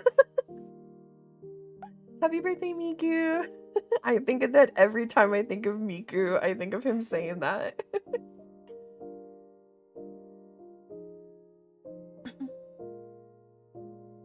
I love Germa. He's great. 10 out of 10. I watched a lot of him. I mean, like, a lot of the creators I grew up with either, like, just don't make content anymore, or they... Thankfully, like, I mean, some of the creators I came up with don't make content anymore because they're, like, in jail or should be. But, like, the ones who aren't and are just, like, chilling have been really good, thankfully. Like, Germa's just chilling, Markiplier's just chilling, he's doing great, makes me happy. Homie Kevin's doing great, you know, like, a lot of the YouTubers I grew up watching that are still making content, thankfully, have been, like, scandal-free and just vibing, and I'm like, good for them. I hope the best things for them. Good for them. When Yogscast made a 10-year Diggy Diggy Hole 2.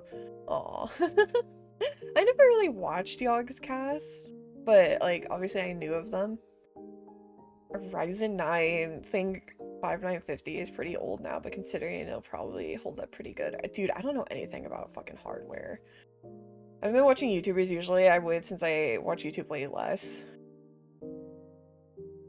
Top of the line I can run on AM4. Dude, I don't know hardware at all. I'm so bad at this. Literally, like, my computer is a pre-built that my dad bought me for graduating college. And then, like, anything else is, like, he got me a graphics card. He got me, like, a new graphics card for my computer back in the day so I could play Baldur's Gate. And he had to, like, step-by-step walk me through how to put it in, because at the time, we were long distance. I can't probably work on my PC, can't study, can't do any work, or work on my campaign, can't play Hollow Knight. Oh no. Can I admit, you know what's something I really want? Do any of you guys have a Steam Deck? I'm just curious. Because, like... God, I'm so tempted, but I just can't justify spending that much money right now. Because, like, I don't have a job, you know? But when I get a job and I have disposable income, I think I might save up for one. Like, because they look so good. And, like, I got a Switch Lite. I had a Switch Lite for the longest time, and then I got the Animal Crossing Switch for Christmas when it was discounted to all hell because it was like 3 years old at that point. For most of my time, I actually used a Switch Lite slime, so I get you. The allure of being able to lay down and play Switch games is, like, so tempting because since you guys know, like, since I have back problems, like, usually throughout the day, I have to lay down for, like, 30 minutes at a time every, like, 5 or 6 hours, typically, to, like, stretch my back out. That's why work kind of sucks, because I have to be able to, like, at least crack my back a lot, or try to, because it hurts. So the concept of being able to, like, lay down and still play a game from Steam is great, because my laptop sucks. It can emulate so many games, but I don't think you can play League on it. I hear anti-cheat is incompatible. Probably. You can be insane and boot Windows on it if you really want it. I don't know if I'd want to play League on that. I mean, you could always just play Wild Rift. To be fair, I've never played Wild Rift. I've never played the mobile League because your skins don't carry over, and that was the biggest, like, reason why I never played it. Because if I want to play League, I want to play with my cute skins, you know? And I can't do that if I'm playing on mobile because I would have to rebuy things, and there's some skins that only exist on PC and only exist on mobile, unfortunately. I haven't been playing the Switch Lite. I got a gift from my cousins. I only have 2 Zelda games on it. If you do get one, get the cheapest OLED model. It has much longer battery life compared to the older. For the Steam Deck? I didn't know the Steam Deck had an OLED. I knew the Switch did. I want to get into VR so bad. I finally got the rig that could run it. I think Steam Frame is out of my league though. Oh. Aki does VR, and then like the LCD is much cheaper. Ah, got you. My boyfriend has VR stuff. It's just we don't really have like a space for it right now, you know? I gotta try the game since can't do shit now. I got back into Animal Crossing because I restarted my Animal Crossing island again, so I've been rebuilding my Animal Crossing island. For the 20th time. That's mostly what I play on the Switch, truthfully. Like, I play Animal Crossing. Mina, I'm gonna watch Kamen Rider on my fucking TV. A cute image of grabbing a remote and drinking. Hell yeah, slime. As you should, king. Husband wanted to Switch to for Christmas, so I've been messing with that lately. Oh. Yeah, I only have the Switch. Like I said, I have the Animal Crossing edition of the Switch one. I like it. I think it's good. I'm excited for the Animal Crossing update to come out mid-January. I'm gonna be really annoying about that. Hopefully I have like somewhat of an island together by then. Yakuza 0 based, yeah. The Yakuza 0 having additional content on the Switch 2 is like the biggest temptation for me for the Switch 2. Because additional content, are you kidding me? My little sister bought a Switch 2, so I went and bought a bunch of Switch 1 games for cheaper since she missed out on a few titles. Yeah, to be fair, I got Animal Crossing at launch with my Switch. And then the other stuff I just brought over from my Switch Lite. But, like, I haven't played a lot of games besides Animal Crossing, besides like random like $20 niche games. I mean, like, I've played Pokemon, you know. I played Pokemon Scarlet and Violet. I completed the Pokedex, you know. Like, you guys saw that. I recompleted it on stream. But like, other than that, I haven't really played any of the big games. Like, I'm not really a Zelda person, so that's like to me. I don't really desire to play Zelda. I've played Zelda, but I'm not like hardcore about it. I've not played console since PS2. I got hooked on Warcraft 3. I had a I had an Xbox 360 and then a PS4. I used to be an exclusively console gamer. It's sad I don't think I'm gonna get paid for Christmas since I can't work. I'm gonna be broke this year. No, you'll be fine. It'll be fine. It'll be fine. You'll be good. I'm manifesting for you. I was primarily a console gamer because I didn't have a PC of my own until I was in middle school. And my parents got me one so that I could work on my schoolwork without having to like use my mom's computer in the living room because she needed it for stuff. So I ended up getting my own, and I got The Sims 4 when it came out in 2015. Actually, no, I was a freshman in high school in 2015. So I was a freshman in high school when I got my first like PC, and I played The Sims 4, and that was primarily it. And then that was what started me playing Steam games, and then at that point, I stopped using my consoles. But most of my consoles, except for the PS4, were my brother's hand-me-downs, because my brother was older than me, so I pretty much got whatever the last generation was from him. Still mad my cousin had a PS4 he wasn't gonna use. Bro sold it and didn't even give it to me even though I asked for it a couple times. That was my brother with the Switch. I asked my brother for his Switch because he never used it.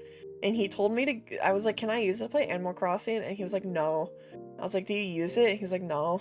And so that's the reason I bought a Switch Lite, was because it was the only thing I could afford. So that's why I ended up having a Switch Lite, actually, for a couple years. Started out on a PS1 and moved to 2, and then when it was time for 3, I got a laptop instead, and then slowly moved from that to building my desktop. When I get a new part around Xmas, it'll be like version 4.4 of my ship of Thesis PC. I'm gonna head out, have fun, everyone. Bye, slime. I totally get that. I don't know anything about building PCs. Do I eventually want to like try? Yeah, I think that'd be cool, but I don't really have the knowledge nor the money right now. My boyfriend builds PCs. My boyfriend has built like 2 or 3 PCs. He knows how to do it. I don't. And like, when it comes to hardware stuff, I just take his recommendations and my shit works, so I use it. I still have hard drives from the original parts list running. PS2 is my GOAT console. I still have a slim silver one. Hell yeah. AI is going to be pricing people out of building PCs for a bit, maybe. It sounds bad at the beginning, but PC part picking isn't too complex, really. Yeah, I just haven't really had it in me to learn. Like, I'm sure if I sat down and, like, put in the effort to learn, it would be fine. I just haven't, like, done it yet. I just need to do it. Eventually, but I just haven't felt like learning.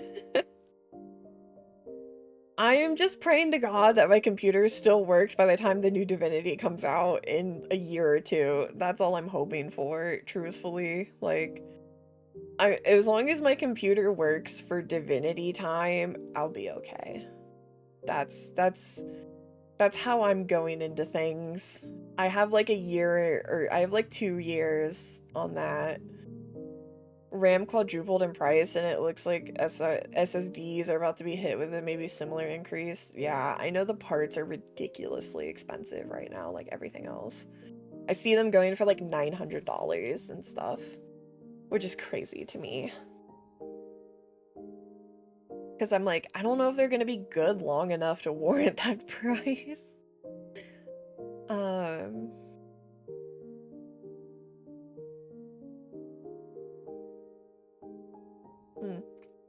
I would give it at least 3 years for Divinity. It's gonna be even bigger than Baldur's Gate.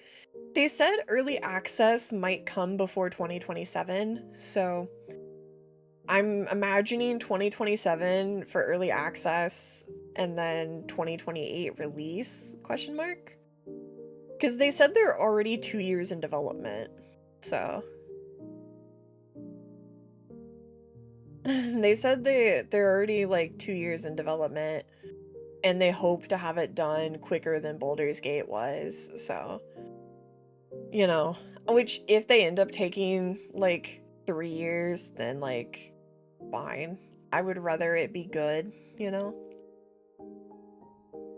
The early access for Baldur's Gate 3 alone was like 1.5 years. Ah, true. I did forget.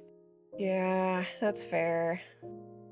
I mean, 900 USD for RAM is not that bad. It has RGB, so you know it's good. It's like running shoes with lights. Yeah, it's like the little kick sketchers you have as a kid where you stomp on them and they light up. Graphics are stored in the RGBs, it's true, exactly. If your computer doesn't have RGB, is it even a computer? Larian is catching flack for incorporating AI into their workflow, using it to make concept art. I saw that this morning. Can I be truthful? Why the fuck did they admit that?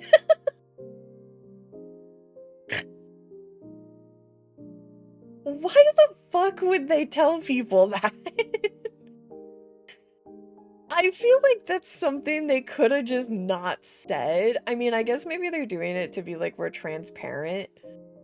It could be worse. It could be worse. But yeah, concept artist was a real job that got replaced, unfortunately. Yeah. Like, is it bare minimum that they're not carrying Gen AI into the game itself, but like, it's still icky, you know? It's still icky to replace concept artists with AI. I don't think AI should be used for art at all. Like, I feel like art is something that just needs a human touch, and I get that it's concept, but like, I don't know. I feel like art every step of the process should have a human touch to it, as opposed to that. I don't really know why they thought that was a good thing to do, let alone tell people. Like, I mean, I guess it's good that they're telling people because it's transparent, but it is disappointing. In my opinion, I was disappointed when I saw that. Because I feel like it's like, you're Larian, okay? You don't need to cheap out on concept artists, you know? Like, I don't know. It's disappointing. I feel like that's gonna become the norm, though. Like, unfortunately.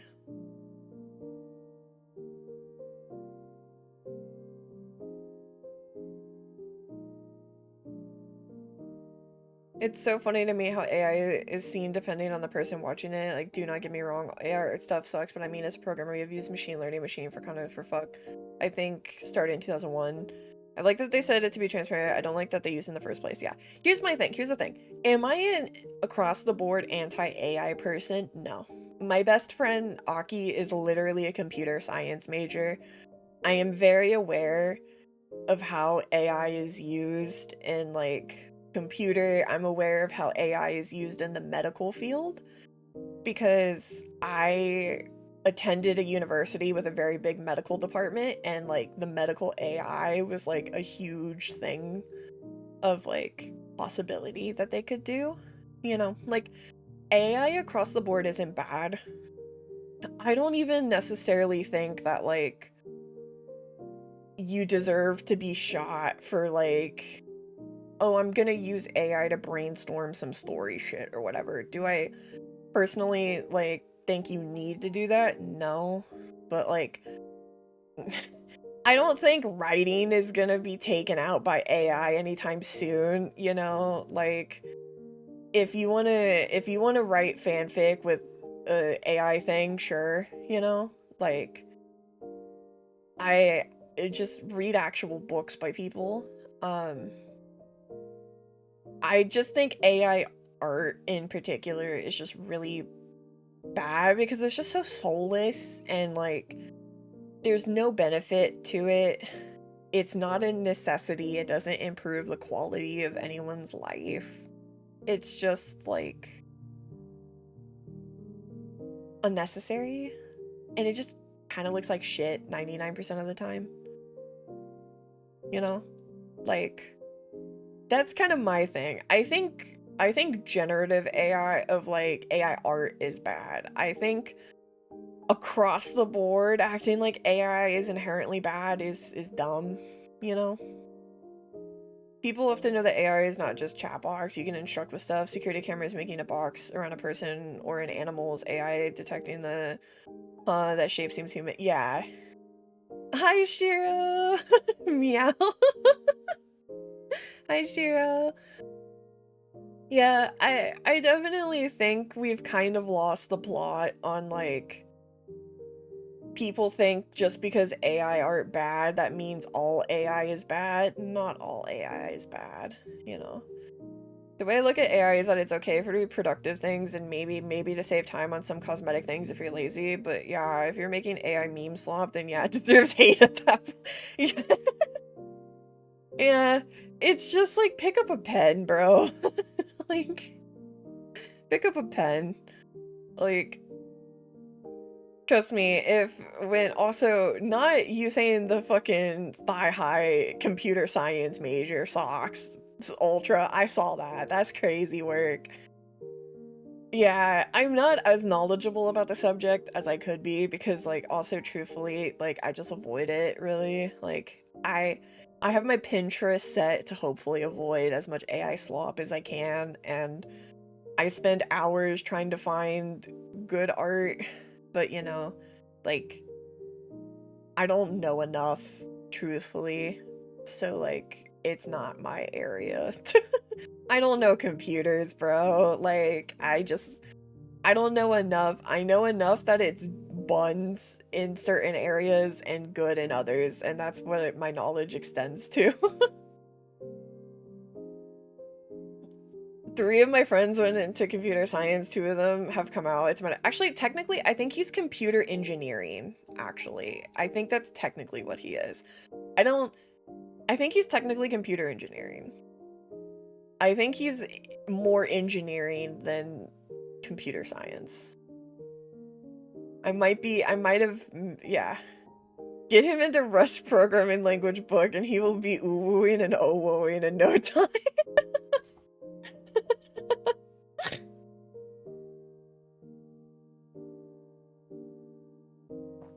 That's so funny. Shove him in that pipeline. It's so funny.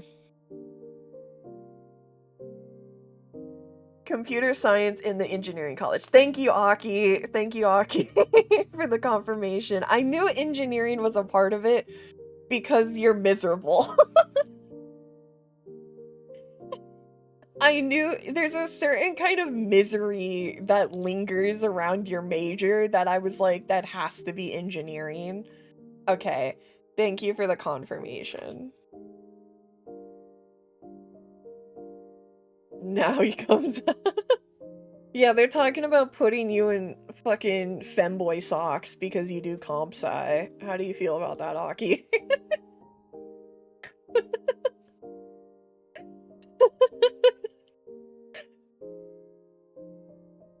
That's so funny. We can match if you want.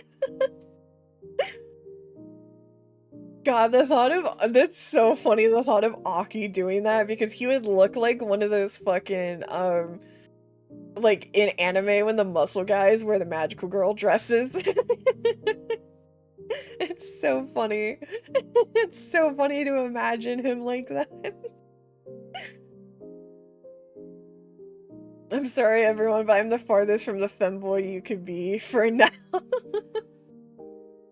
Bro, I'm doing full-on mechanical engineering. I'm not making out by the end of the tunnel. Your background is stunning. Oh, thank you.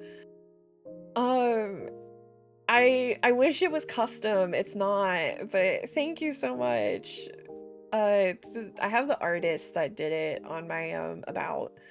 They did great, which now that I've used my new model, that's why I put PRISM in the title to still have that there. I'm gonna have to go through and change my credits so that I can have the PRISM there so that I can properly credit them for this model. Matches your vibe so well though, custom or not. Oh, thank you. I appreciate it. Also, your username is cute. The clog is holding onto the wheel correctly. Ooh. Hydrate? Okay. More monster. I'm actually almost done with my monster. I've almost drank the whole thing.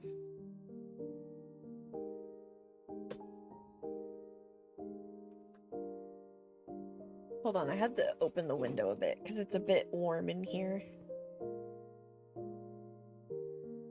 What kind of monster? The strawberry, the ultra strawberry dreams one is the one that I drink. What the? What I think you've had enough caffeine. It's my only monster I've had today. Girl got possessed for a moment. It's because I had to get my fucking window open. No. How much does the monster have caffeine? It only has 150 milligram? What's mg? Is mg milligram? I forget. It's only 150. It could be worse.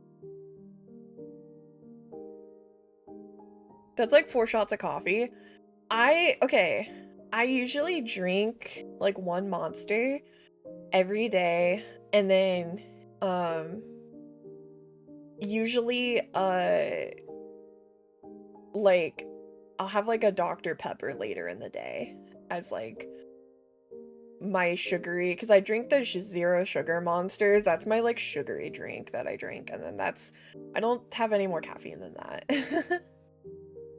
Bitch, the hydrate reduces to drink water, not Monster.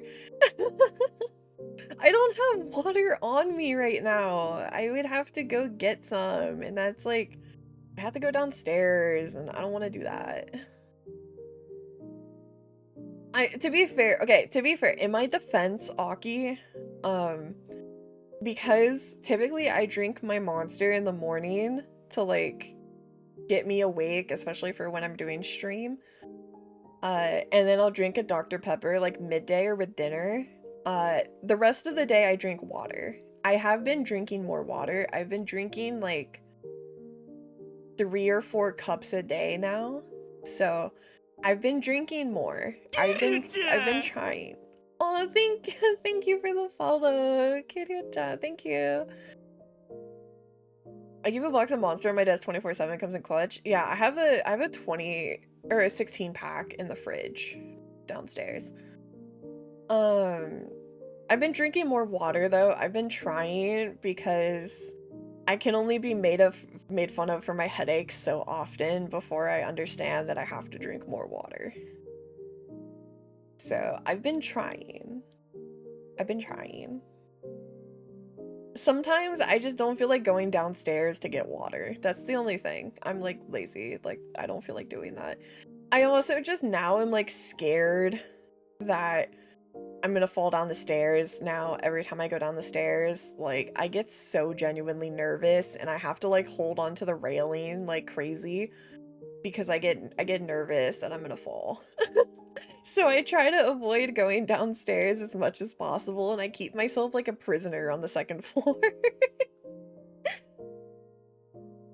Get a water bottle or a thermos. I have like a cup that's like really cute that I like to drink out of because it like has a stopper in it so it won't like suck up any like small ice cubes or anything. But it's not a bigger cup, unfortunately. I don't necessarily like super big big cups. Like despite what you would think, I have never owned a Stanley cup in my life, you know? I've never had like a gigantic reusable cup like that before. I have smaller ones, but I've never had like a large one. I've never had like the best way I could think of it in my brain is like a marching band cup because my brother used to have those. I have the massive metal kind, so I don't have to go up and down stairs all the time. Yeah. I should probably get one, but like... Okay, y'all are gonna think I'm so annoying for this. It motivates me more to drink water if my cup is cute. So I have like I have like a bunch of like really cutesy looking cups that I use, and like that motivates me to drink more water as opposed to just like a generic metal like water bottle, you know? Even though it's nowhere near as practical, it motivates me to drink it a bit more. Get a water bottle and then pour the water into a cup when it's empty. That is true. I guess I could technically do that. Get a surfboard and learn to slide down the stairs. Dude, it's because like the stairs to the kitchen are like really steep. And so I'm always scared I'm gonna fall because I think I've mentioned this before and I don't want to sound like a glazer. But stairs are difficult for me because I have to lean really far forward to see past my chest when I go down the stairs. I can't just look down and watch where I step. I have to like lean forward really far. and then that makes me prone to falling. So I don't like going down the stairs because I have to like do it really weird, and I'm scared I'm gonna fall and eat shit again. Like, you know? So that's like legitimately, like, I know it sounds like such a self-glaze to say, but it's like actually a problem. Sit down and slide down the stairs like a kid. You can't fall if you're already sitting down. My boyfriend has joked about getting me one of those like old people chairs that they can sit in to go up and down the stairs. It's to the point where if we have to go like downstairs or upstairs together, he makes me go forward so that like he can say he can catch me if I fall. And I'm like, okay, for one, I'm ahead of you, so if I fall, I'm just gonna like hit you like ass to face, and I think you're doing that for ulterior motives, but you know, okay. Sure, bud. You're doing it out of chivalry purposes. Not for any other reason, bro. Okay, I get it. Feel it out, slide your feet around the floor, don't lean, figure out something now, bestie, come on. Okay, I'm also stupid, Aki. So there's that. I'm trying. I'm getting more confident in it. I'm getting more confident, but I am really, yeah, I'm really bad about it. There's been points where I literally will bring up in the morning, I bring up extra food upstairs so I don't have to go downstairs to get food. Like, it's kind of it's becoming kind of a problem. I'm like genuinely trying to avoid them as much as possible. I've never lived in a house that had stairs before, so it's really weird for me to have stairs in the house. It's not something I'm used to, like, at all, so I'm not, like, I used to only really encounter stairs at, like, school and stuff, so. And I fell down and up those a lot as well. I ate shit multiple times in school because I fell down or up the stairs in front of people, and it was very embarrassing. I'm a routine offender. I just don't have very good balance. That's probably one of my worst issues. Yeah, you know, you know what, falling up the stairs is not that crazy. It's like you miss a step and you just end up like falling forward, and then you hit your shin on like the stair that you were supposed to step on, and it hurts like fuck. It's so bad. You look stupid, like it's not cool. If there's people behind you, they're like, oh my god, and then you just feel really embarrassed, you know? I fell up the stairs twice yesterday, but because they're carpeted, it wasn't that big of a deal. That's also another thing, is they're carpeted stairs too, so like I have to be careful, and like I've had to get used to wearing slippers instead of just wearing socks because the socks are like too slippery. So I've had to start wearing slippers, and I'm not used to that because since where I came from, it was really hot. You would like at most wear a pair of socks around the house, you know? I think Twitch is having a moment here of scuff because everything is broken. Oh my god. Twitch, what the heck? Don't break for my boy Stiggy, come on. Practicing, get good, don't know what else to say, bestie. No, it is a skill issue, 100%. It is legitimately a skill issue. I'm not denying that. Ugh. I've never seen people fall upwards outside of stickman animations. Well, I've done it a lot, so at least you know it's real, Ultra. Very refreshing because it's fine on my end. I got the clip. Oh my god. Ugh. Ugh. I'm so happy though to be using the new model. I think she looks really cute. I'm very happy with her. I'm hoping if tomorrow isn't busy around the house. I'm hoping to be able to do some gaming tomorrow. So that, because we haven't been able to do gaming in a bit because things have just been really busy and I've just been tired. So I'm hoping to do that. I don't know what game yet. I'm gonna kind of decide that the morning of, but hopefully we can do some more gaming. All I can really say is it's better to try and deal with it than confront it rather than try to avoid as much as possible long-term goals and all. Yeah. No, after this, I'm gonna be good. I'm gonna go downstairs and get food because I am getting kind of hungry. I think I might have pasta salad. I'm kind of thinking pasta salad.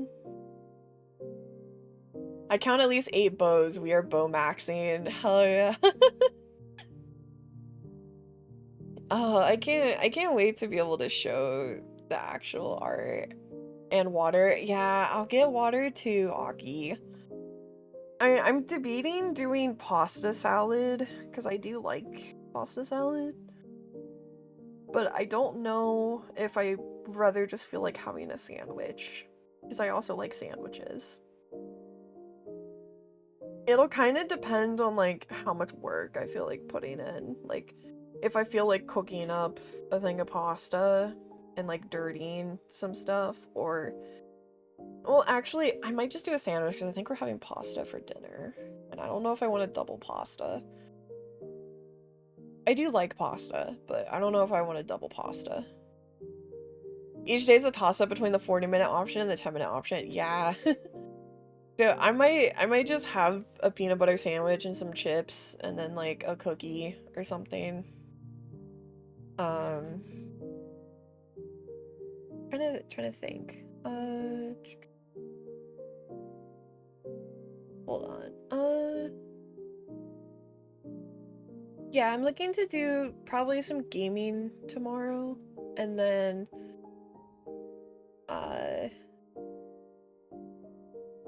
I'm looking to maybe do a new stream later in the week. It's just I've been a little busy, so I haven't been as on top of things, and also with like certain things going on, I figured like fuck it, I'm just gonna give it some breathing room, you know?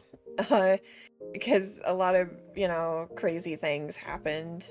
So gonna give it some breathing room instead of just having it like last time where I was gonna talk about a story and then it immediately changed that morning. So I might try to do that like Thursday or Friday or so. Just because man, it's hard to do news streams with how unpredictable everything is now. Like, at least before there was like some semblance of like big things are probably gonna only happen after a certain point in the week typically, but now it's like every day some new random bullshit happens. And also truthfully, like I didn't, yeah, I don't know, man. And also like I didn't want to talk about I didn't want to talk about news today because like I knew if I talked about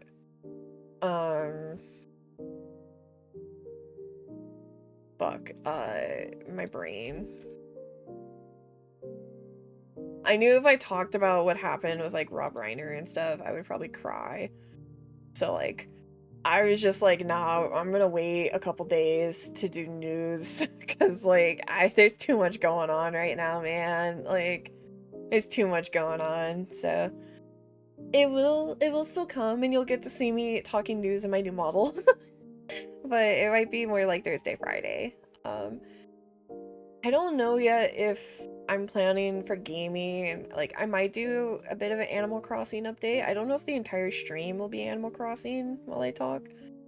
I might just, like, give you guys an update if I have done enough to warrant an update. That'll kind of depend on how much progress I get on my own today. Other than that, I might do some Yakuza. So, Yakuza is the other. If I've just been having some kind of issues with my computer where I don't know why, but my computer has been like sputtering quite a bit. I restarted it like 3 times this morning, and I'm gonna see about clearing out some stuff. Maybe it's just a little overloaded. I think I might have too much stuff downloaded, so it's like a bit overloaded right now. So I think I'm gonna go through and like get rid of some games that I just haven't played in forever. So that way, because we can maybe do like Yakuza or something, because I think at Yakuza we're at the part where Majima shows up, if I'm remembering correctly. I think we're at chapter 4.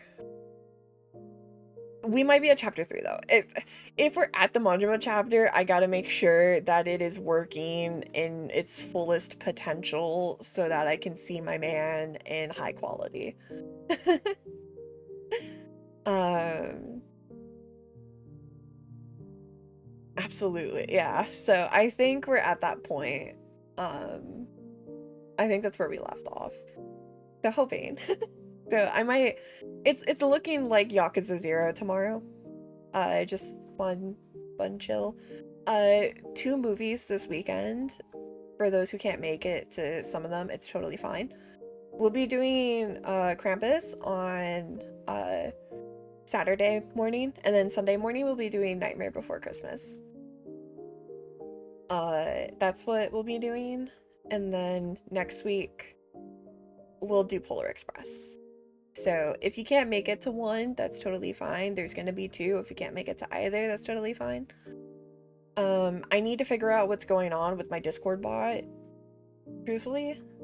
Also, like, weird time to mention this, but fuck it, I'm gonna talk about it because I've thought about it, and why not? Part of me's also considered, like, do I want to always stream on Twitch? Of, like, God, there's some things about Twitch I really hate, you know? There's some things about Twitch I really hate. I like I like chat, and I like the redeems and stuff, like that's really fun. I like that. But a lot of like the back end stuff on Twitch is like kinda ass cheeks, not gonna lie. Not even just talking about like revenue splits and not counting viewers and shit like that. Even just like the general platform is kind of not the greatest and most optimized sometimes. I've thought about YouTube, but YouTube has more requirements to start streaming, I'm pretty sure. And so it might take me a while to even hit those requirements on YouTube. But I think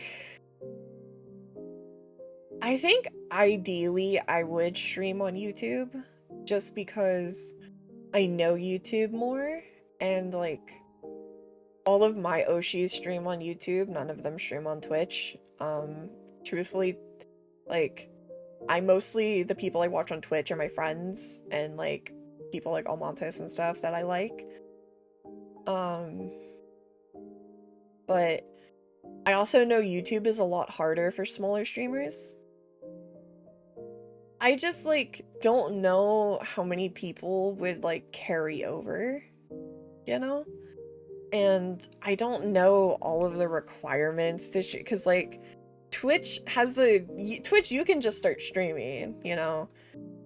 Like YouTube, I think you have to hit like a certain thing to be able to live stream. Yeah, Twitch is better for smaller.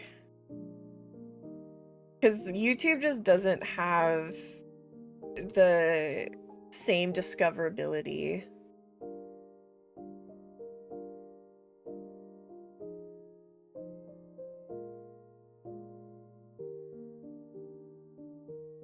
Okay, apparently I have at least 50 subs, so I should be able to stream. But I've thought about doing YouTube, but also like that's a whole thing to learn. And also the reason I think about YouTube is just because it's so easy to do VODs on YouTube because it just saves them right then and there, you know?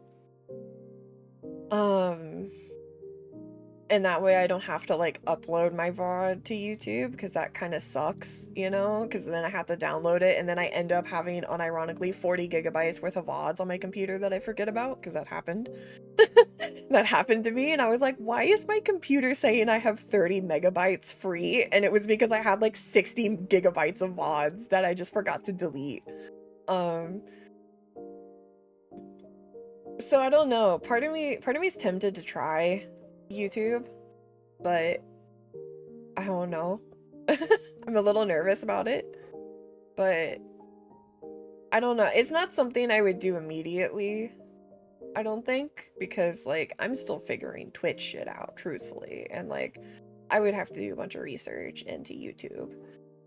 But it is definitely something I've considered because a big thing, and like another thing that does suck too though, is that YouTube, the monetization is harder to get with live streams.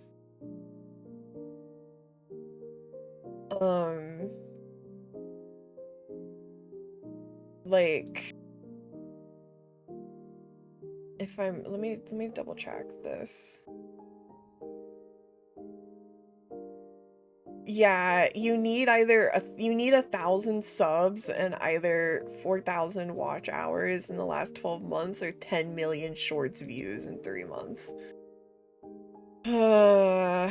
Like, so I would basically then go to just tipping, which is like a little scary because at least like with subs, I can guarantee enough to like cover something. Is this sub split better?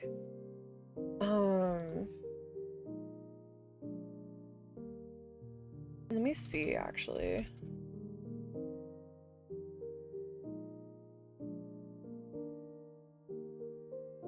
It is. It's or no, it's not. It's worse. I think. Wait. No, it's better. It's better. It's better. I misread. It's 70%. I can't read.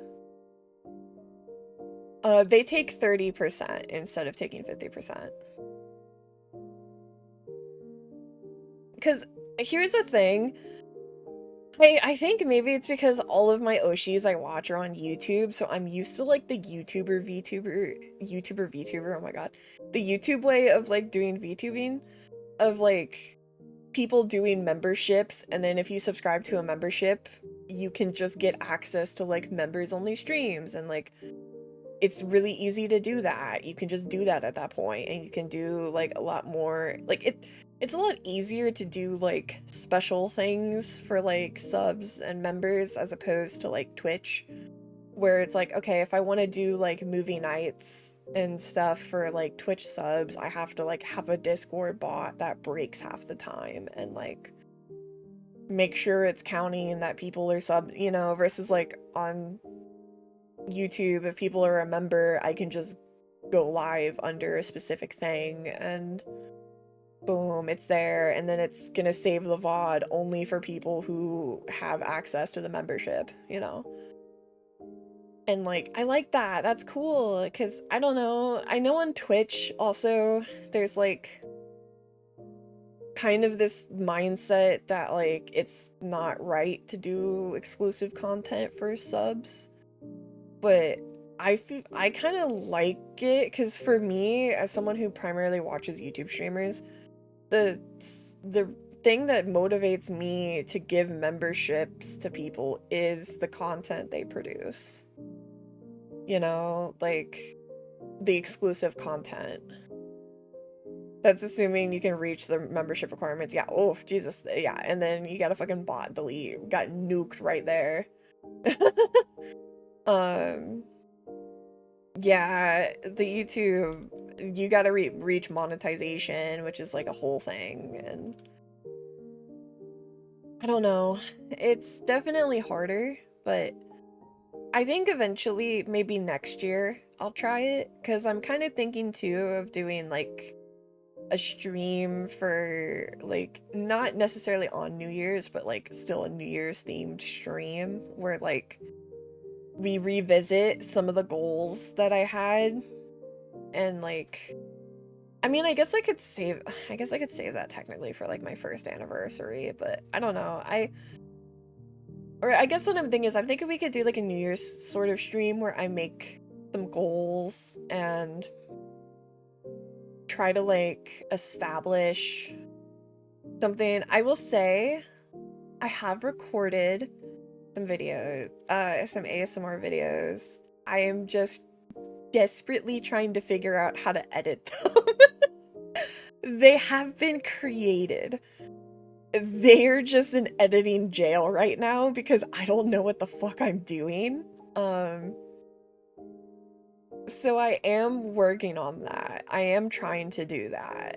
And also, I want to mention, if anyone doesn't give a shit about, like, ASMR content or whatever, like, that's totally fine. You don't have to watch it, because it's me. It's just, I know that's something I've said that I want to make more of, and it seems like I just haven't done it yet. I just am trying to figure out how to edit this shit, because I don't know how these programs work. I'm having to watch so many tutorials, it makes me feel old. But I want to try to, like, I will if it's funny. I'm trying to do a mix of like some of them that are a little more, because kind of what I'm doing is I'm trying to just make like 3 and then release them over a certain amount, you know? I'm trying to make like a silly one, like a more just hopefully relaxing one, and then like a more like role play, but not like that kind of role play. Just like, I don't know, I like ASMR like role plays where it's like, oh, I am ex-professional or something, you know? I think that I like when people talk about knowledgeable things in relaxing voices, so I'm trying to do something like that. I am trying to work on like a sillier one though that I think would be funny. And I'm thinking of saving it for February because I'm thinking of doing like a silly like girlfriend experience kind of one that's like, you know, the title is like girlfriend experience blah blah blah, and then the actual video is like satire, you know? I'm thinking of trying to do something like that. I think that would be funny because I think those videos are really funny. I loved the ones that Gerard made of like like boyfriend takes you out to dinner and then gets hit in oncoming traffic or something, you know, like not as crazy as that, but like something stupid, you know, like I think that kind of stuff is funny. But I want to try to do that. I eventually want to try to maybe do like specific YouTube videos too. It's just I don't really know how to do a lot of that yet. So I'm like baby's first editing, you know? Because Aki's kind of the same in that both Aki and I are very YouTube heavy people, you know? And so we both kind of desire to eventually move towards YouTube, and he also desires to make more like YouTube videos than I do. Girlfriend takes you home only to fall down the stairs and break their girl takes you home from the bar, falls downstairs and dies in front of you. Now you're implicated in her murder.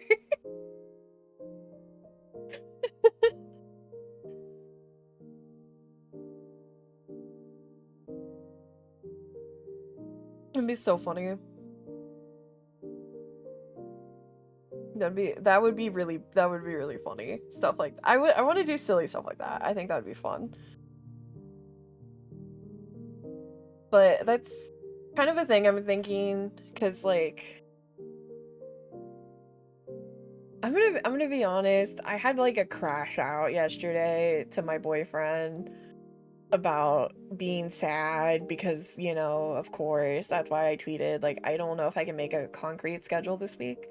I felt a lot better after crashing out.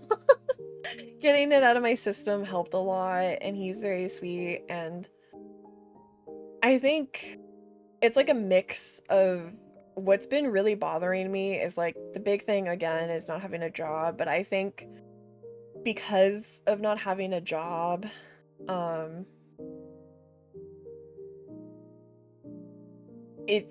streaming is one of the few things I can do, and since it kind of became one of the only things I can do, I started like losing, I don't want to say a bit of interest, but like I just was like not getting in, I think, a healthy mindset about it, and that was really upsetting me because I like streaming and I want to have fun during it.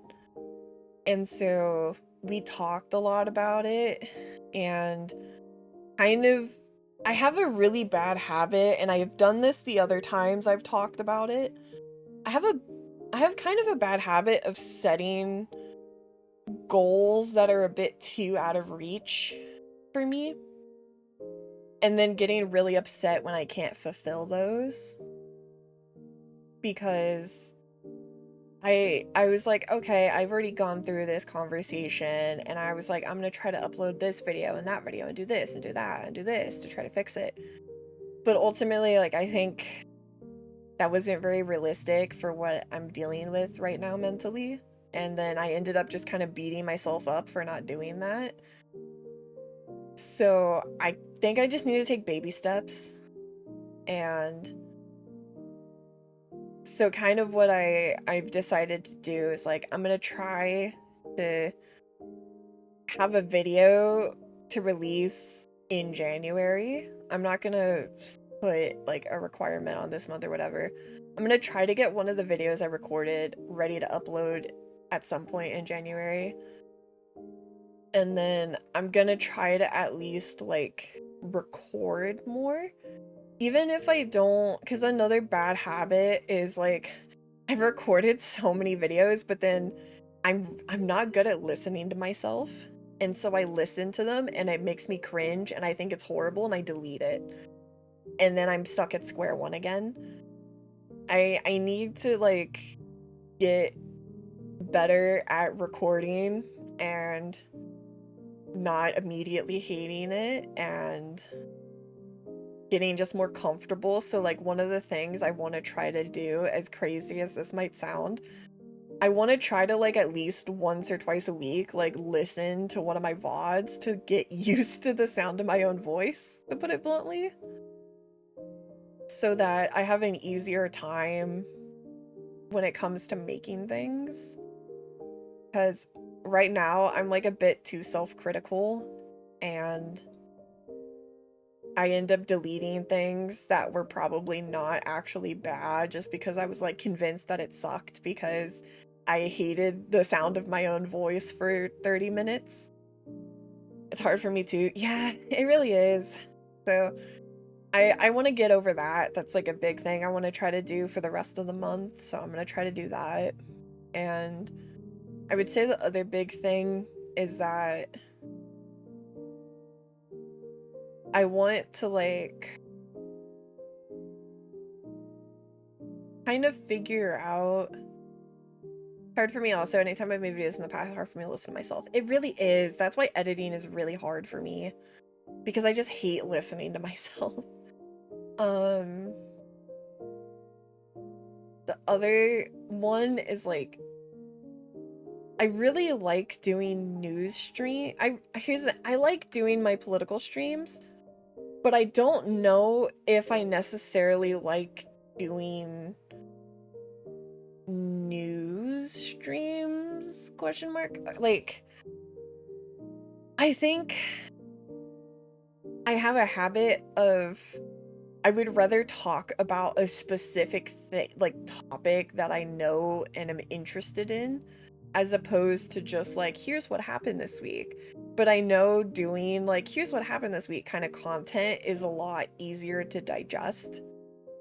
But, you know, the kind of field that I study is very like niche heavy. So part of me also feels a little out of my depth of like, my niche isn't the military, and with so many military things going on right now, it's a little like, I don't feel like I have the right to talk about it as if I know, if that makes sense.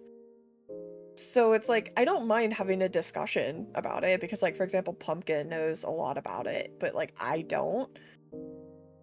And I feel kind of like it's wrong to present myself as like, okay guys, I'm gonna tell you the news when like I'm not the most educated on X subject. So I've been how many times have I mentioned him this stream? 3, I think. I think we're going on 4 right now. Um, I've been watching a lot of Almontes' streams, and I like what he does of like, I'm just gonna talk about a topic today. You know, I'm gonna talk about X war, I'm gonna talk about X year in history or something, and he just talks about the thing for whatever amount of time, and people ask questions and give opinions and stuff. I kind of like that approach of just like, here's a political or philosophical or sociological topic that interests me. I want to talk about it. We'll chat about it together. I'll give any insight that I know, vice versa. Maybe I can educate people on some historical events that they didn't know. I will say too, unfortunately, electoral politics is my shit, and there isn't an active election going on right now. So definitely, like, when it comes time for the reckoning of the next election, oh, your gal's gonna be locked in for that shit. But like my outside of like, because my main niche is I have kind of 2 bad issues against me. Of my main niche I studied in school was terrorism, but I can't really talk about that on Twitch, because if I even mention if I even go into depth about a manifesto, I can get banned, you know? Even if it's for educational purposes and to like get rid of disinformation, I'm not allowed to do it. So I can't do that. And also, is it worth the, is it worth the potential people that might come in and try to derail the conversation with a bunch of bullshit, you know? So, as opposed to like talking about something like electoralism is a lot easier, because at most I might have someone coming in being like, oh, I don't like that you said X thing about X politician I like, which is like, okay, I don't like most of them. I'm shitting on all of them to varying degrees.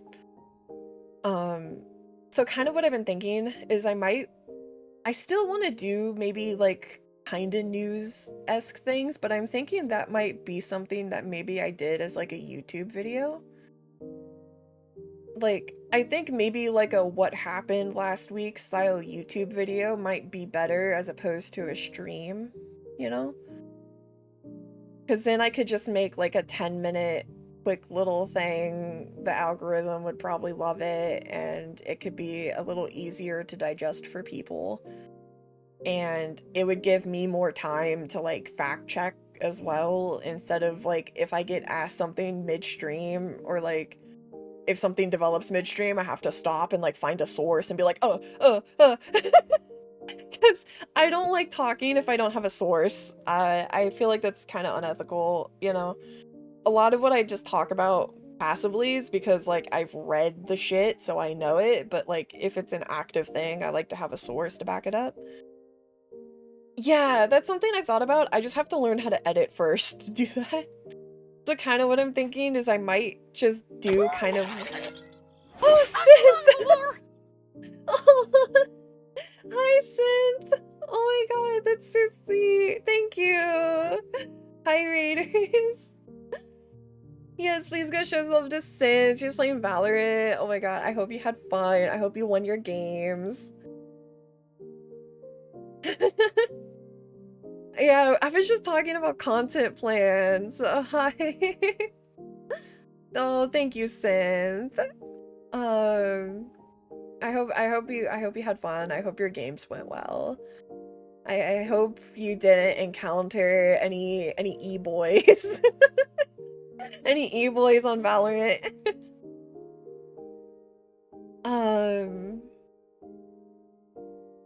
Yeah, I think I might just move to doing streams of more general topics, because I also love history, Pumpkin, like you mentioned. So I think that could be a fun way, because I've kind of liked how we've done our last couple of like me just yapping about a topic or an era or something that interests me, and then maybe I have something in the background to be a little more enriching than just staring at my face.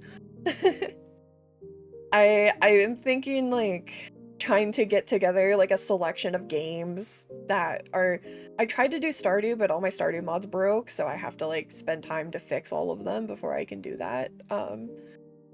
But like Civ is a good one. Stardew I think is fun. I think having a couple like maybe Minecraft of like just random turn my brain off games while I yap to give you guys something to look at could be fun. But that's kind of what I was thinking. I think that might be. Oh no, late for the raid, synth raid. Oh, thank you. That's cute. That's kind of what I'm thinking of doing. So it's just been a lot of trial and error of what kind of content I like and don't like and want to do and don't want to do. But I'm figuring it out slowly but surely. I'm figuring it out. It's just the downside of jumping into VTubing with no fucking plan is I don't have a plan and I'm figuring this shit out as I go, you know? But it's fine. That's why we have the scuff tag, because that sums up my streams in general of what I've been doing.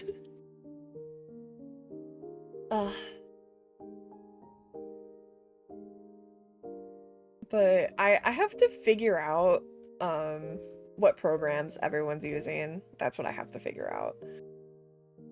Because like CapCut, I know a lot of people use. I know a lot of people use DaVinci. I think that's how I think it's DaVinci is what it's called. Like DaVinci Resolve, I think is the name. I gotta figure out what editing software people use because, like, I got no fucking clue. I have no clue. The only one I kind of know how to use is CapCut. I tried DaVinci and it was kind of scary. I didn't know what was going on. DaVinci looked really fucking hard. It is hard. I tried it because everyone said it was really good, but I didn't know what the fuck I was doing. I didn't know what I was doing at all, you know? Maybe it's like way simpler than it looks, but I was completely lost on what to do. I need to watch like a bunch of tutorials to figure out. That's why right now I've just been doing like the ASMR ones, because all I really need to do is make sure the audio's good and then like slap a picture in the background because it's an audio thing anyways. And I think it's, I don't know, I'm tempted to see about maybe getting one of those like mic assets to have to make it look like, oh, like I'm talking, you know, like, oh, ha ha ha. But I don't have one of those mics. I just have a Elgato, so like it wouldn't really translate, you know. So I typically just like throw a picture up that fits the vibe, and I'm like, good enough, you know. But I don't know, maybe I should like actually record my model, but I'm scared my model will like skizz out and that won't be very relaxing for the vibes. But then I guess it could be funny. It could be good at least for like the silly one.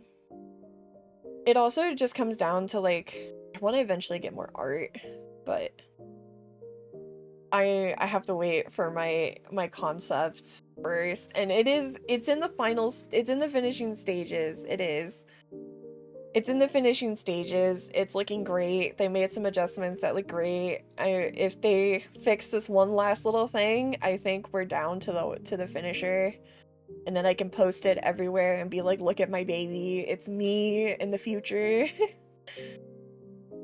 And once I do that, I'm gonna get a mascot.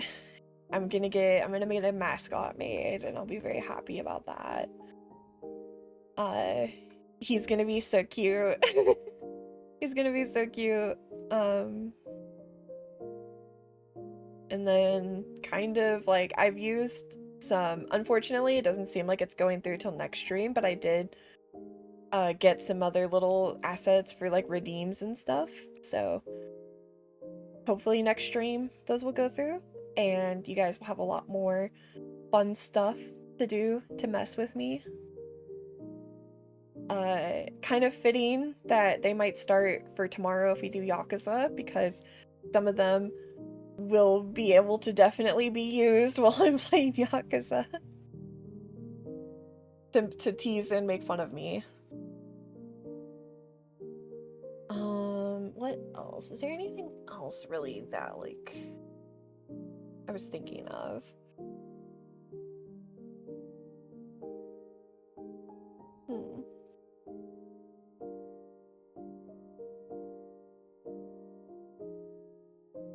Part of me also kind of wants to do, like,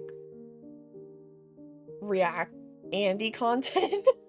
And that's another, like, I feel like a YouTube thing, though. Like, I do plan, which, by the way, kind of what I'm thinking is, you know what, actually, okay, here's what I think I'm gonna do. I think I feel a lot better now that I did yesterday. I think I'll make a schedule. A loose one of just, you know, like, we'll do gaming tomorrow. And then, but we'll do the Smasher Pass this week because we have to get the Smasher Pass done. We'll do that this week for sure. And then what I'm thinking is I do want to do another TikTok stream. So I'm thinking next week we can do a TikTok stream for, like, Christmas week. I think that'd be fun. A little casual thing. I also I kind of want to, whenever you're re-reacting to Epic the Musical, Aki, sweetheart, that's a you stream, buddy. That's when you're ready to get back on streaming and you want to have me on. That's up to you, bud. That's all you, buddy. Like, I'm waiting for whenever you're ready to start doing stream stuff. I'm down to do stream stuff with you. I know you've been busy with school.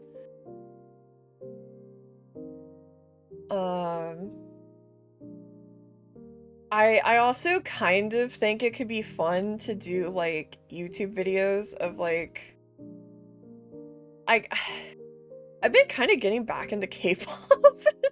I kind of had a stint where I wasn't really into it for a while, and now I'm, like, kind of getting back into it.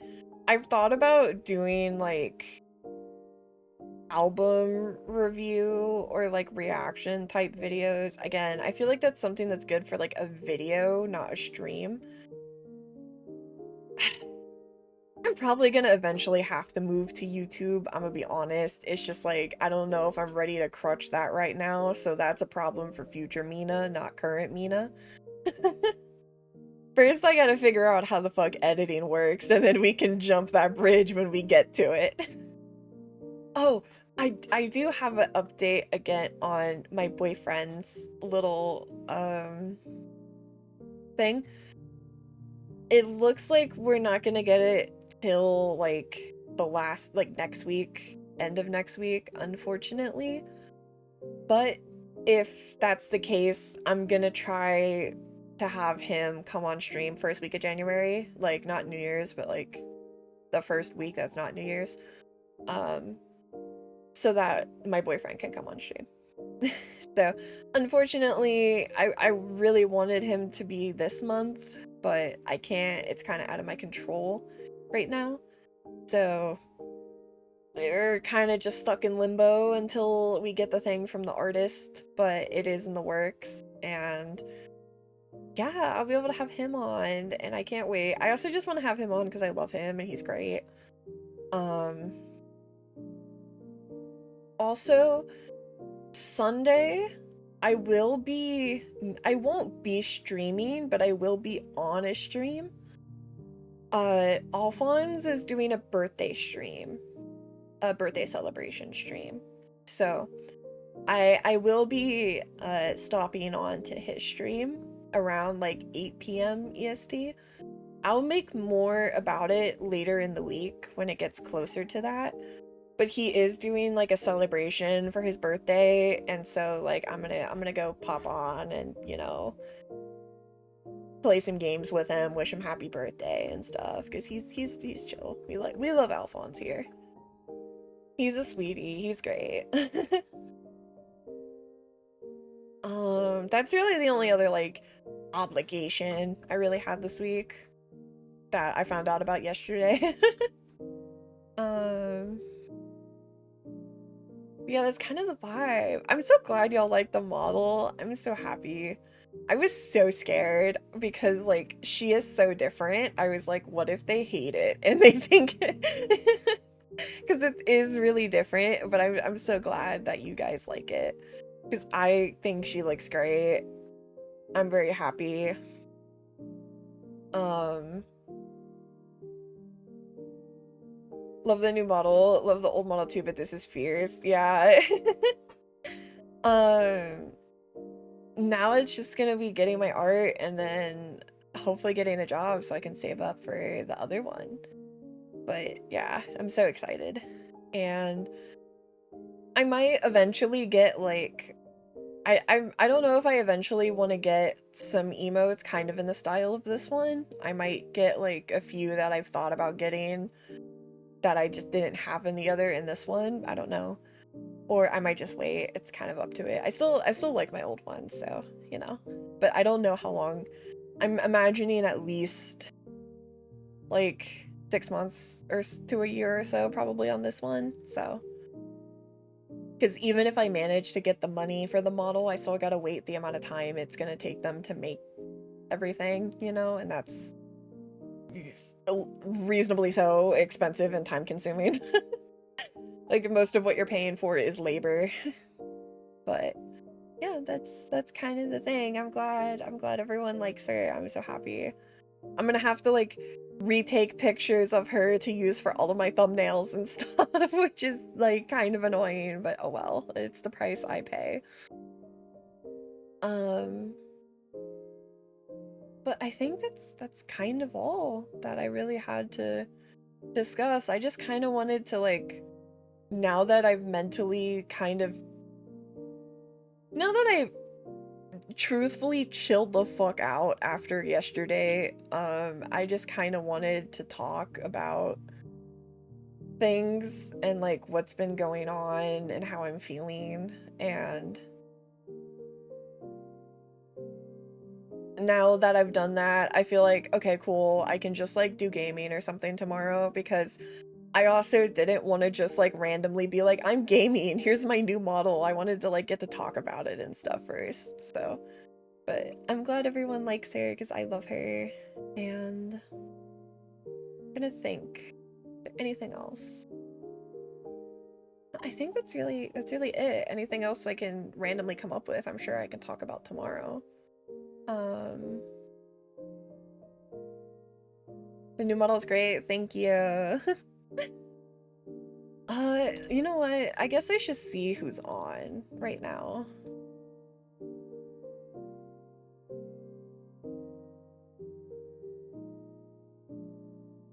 Oh, actually Alphonse is. That's where he scurried off to. I see. Well, we can go give him some love while he's playing Marvel Rivals. Give him some good luck. He needs it. I don't know anything about Marvel Rivals, so I can't give advice. Bro left to play Marvel Rivals, it's okay, you know, it'd be like that. But we can go give him some love. But thank you everyone for coming. Thank you. I'm so glad you like it. Tomorrow we'll play most likely Yakuza. Yeah, I'll make a schedule actually since I feel better. So yippee. But I will see you guys tomorrow. Oh, hard to end it. Yay, that's so cute. All right, everyone. I will see you soon.